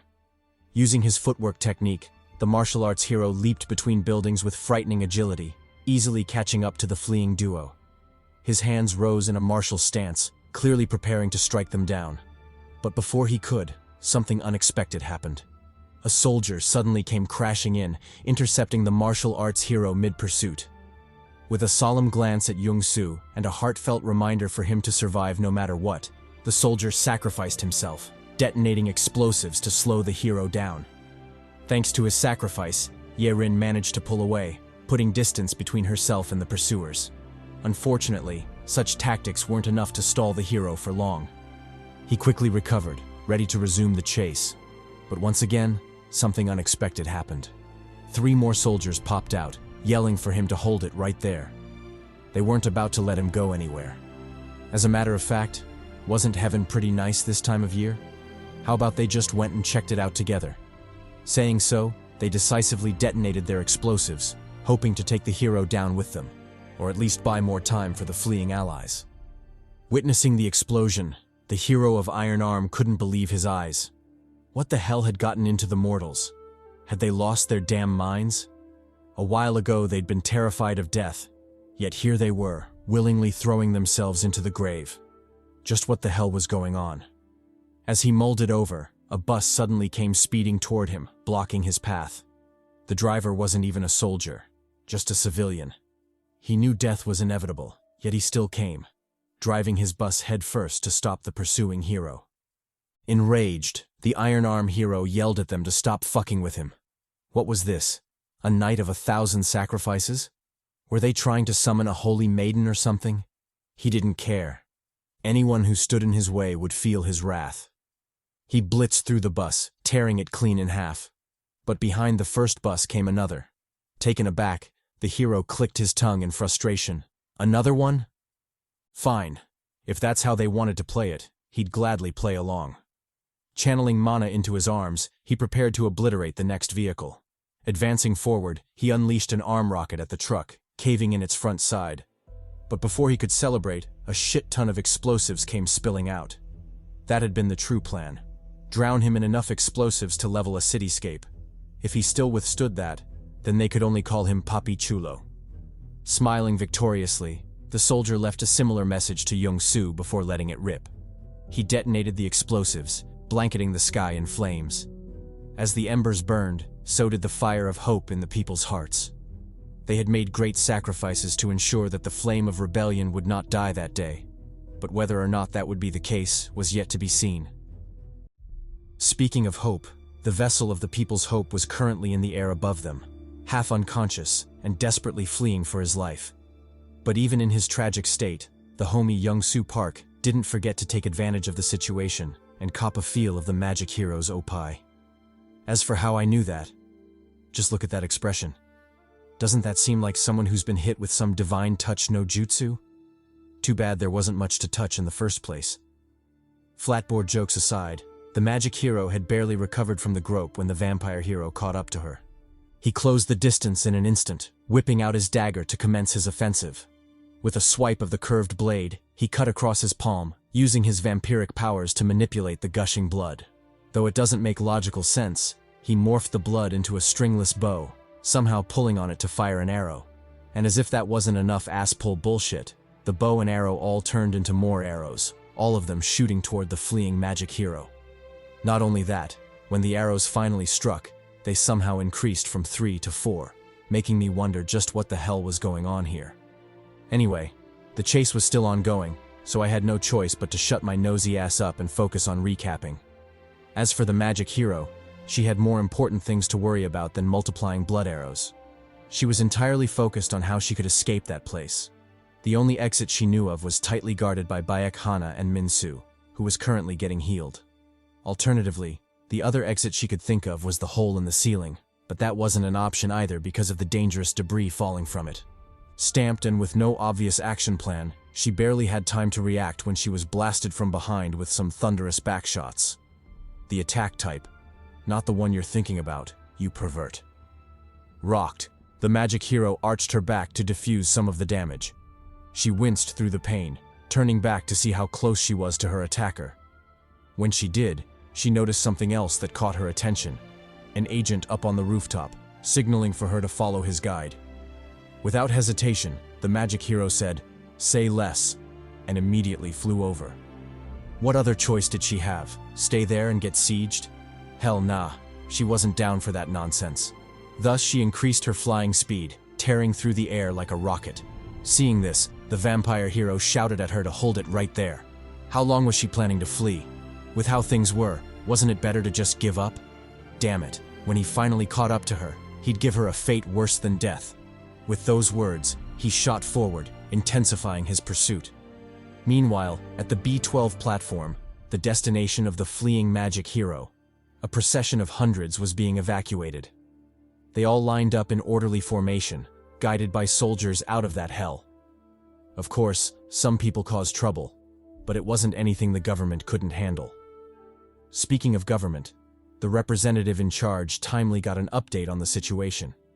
She was informed that the magic hero had been successfully contacted and was on her way, bringing along the unconscious Jeongsu. Relieved, the representative told the agent to keep her updated. Then she ordered a full mobilization of their forces, calling upon the soldiers to gather at their location. From then on, it was bound to be an all-out desperate battle. The objective was also clear. Evacuate Jeongsu before the big bad heroes caught up and rocked their shit. For this, they would spare no expense, even if they had to cut off the escape route for most of the civilians. Concerned, her second-in-command asked if that was a good idea. If they did that, there was a significant chance they'd have a civilian riot on their hands. Was now really the time to risk something like that? Pressuring the masses and leaving them no way out was a surefire recipe for disaster. The representative replied that he shouldn't worry about it. Whatever happened next would be on her, so he should focus on his part of the mission, leading the magic hero there safely. As for the masses, she'd regulate them herself. She grabbed a megaphone, using it to address the people. She informed them that that was the last operational elevator in the whole underground structure. After one more use and evacuation, the elevator lines would be cut to create an opening for Jeongsu's escape. Obviously that meant everyone there, including herself, would die, but she sincerely hoped they understood why it had to be done. Fuming, some civilians asked what the hell she was talking about. Who was she to condemn them all to death, and without asking their opinion? Did she think their lives were a joke? Chiming in, more civilians asked who made her the judge of their destiny. Just because they were weak and not heroes, did she think she could do this to them? In response, the representative told them to shut their asses up. Who did they think they were? Denzel? King Kong did have shit on them, and this wasn't training day, so they shouldn't ask stupid things like, "You think you can do this to me?" Because she could, and she just did. They were all going to die there, and there was nothing they could do about it. Besides, even if they escaped to the top side, what did they plan to do? Did they have the confidence to survive the apocalypse without Jeongsu, the hero of revolt? If not, then they should shut their traps and get in line. With how things were, there was only one acceptable course of action: plant a seed of hope. Sure, they would lose their lives there, but by ensuring Jeongsu escaped, they'd plant a seed of hope for all those who came after them, and maybe, just maybe, they wouldn't have to live through the same hellish apocalypse they all had. She understood it was a lot to ask, but they too knew it was the only option they had. So, would they do it? Would they lay down their lives for the greater good? The people mulled in silence before one man bravely walked forward. Although he didn't like the harsh words she used, he couldn't deny that she was right. This was indeed their only option. Holding a baby in his arms, presumably his baby, because it would be super awkward otherwise, he declared that he would give up his escape spot for him. Then, as if influenced by him, more men stepped forward, giving up their own spots to the women, children, and elderly. It became a truly touching scene. One I would have watched approvingly while disguised as a woman were I there. What? Did you think I'd be like these people and give up my spot? Nah, fuck that. My life comes first above all else. I'd gladly wear those fishnet stockings because ain't no way I'm dying there. Useless banter aside, the noble men quickly set up defensive positions. They armed themselves with crude melee weapons, preparing for the greatest, and possibly last, battle of their lives. After waiting a while, the magic hero finally arrived, zooming past them with the quickness. She immediately realized what was going on, the sacrifice they were making, and couldn't help but shed a few tears. With a choke in her voice, she thanked them profusely, apologized, then jetted up the elevator shaft, making her escape. When she left, all hell broke loose. The pursuing heroes finally caught up, commencing the most devastating battle of all time. 3,000 people engaged in a brutal melee against the heroes, and without exception, all 3,000 were massacred, in more creative ways than the last. The underground city soon became a graveyard, housing a river of blood and mangled corpses. But despite all that, the brave and noble men still managed to buy 5 minutes, more than enough for Jeongsu and the magic hero to escape. Switching scenes, we're taken to a deserted island in Indonesia. After fleeing pathetically and barely escaping with their lives, the duo of heroes found themselves on this island.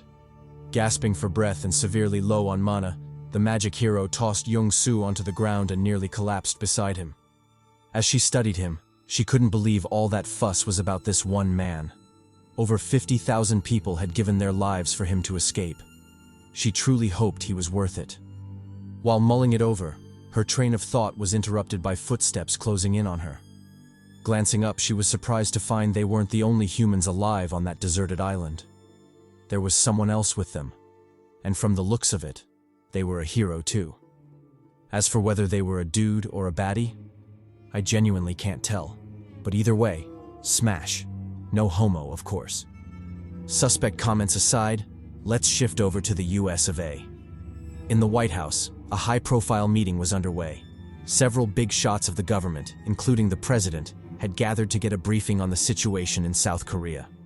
Reporting was the National Security Advisor, who informed them of the intel they'd just received from their sources and spies in the country. At approximately 1347 Eastern Time, all communication with the Korean Reconstruction government had been terminated, suspected to be because the whole government had been annihilated. In addition, of the 7,000 military personnel, 217 people constituting the backup government, and over 40,000 civilians under their care, no one was spared. All intelligence pointed toward a complete and utter disaster. It was safe to assume that Korea as they once knew it was no more. Listening to the briefing, the president involuntarily sucked in a deep breath. He pondered over the grave situation for a while before asking the question on everyone's mind. Was it done by the heroes? Because who else would have the capability to annihilate an entire government and its people so effortlessly? Responding, the NSA whipped out a remote control, deeming it more effective to show rather than tell. He clicked play on the preloaded clip, showing how the heroes had infiltrated the underground city. From their tense seats, the big shots watched as the heroes swaggered into the city, a clear prelude to the massacre. Sighing, one general commented on the absurdity of it all. 8 heroes had assembled. No wonder the Korean government was annihilated. With firepower that mighty, It would have been a miracle if they'd pulled through. Another chimed in, asking why they only received the intel just now.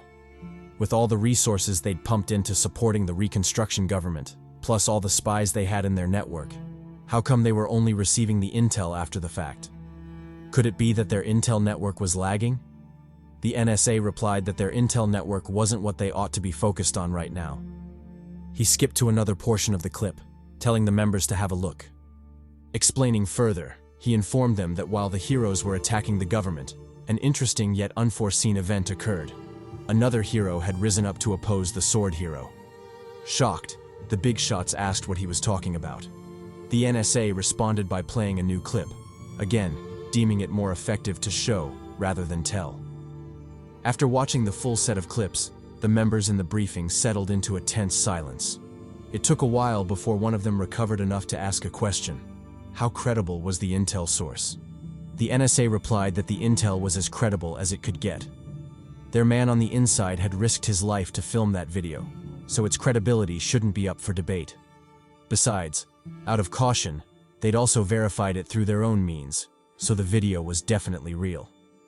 Nodding in acknowledgement, the president asked where the hero currently was. Surely, as a force capable of standing up to Minsu, they hadn't lost track of him, right? The NSA replied that they hadn't.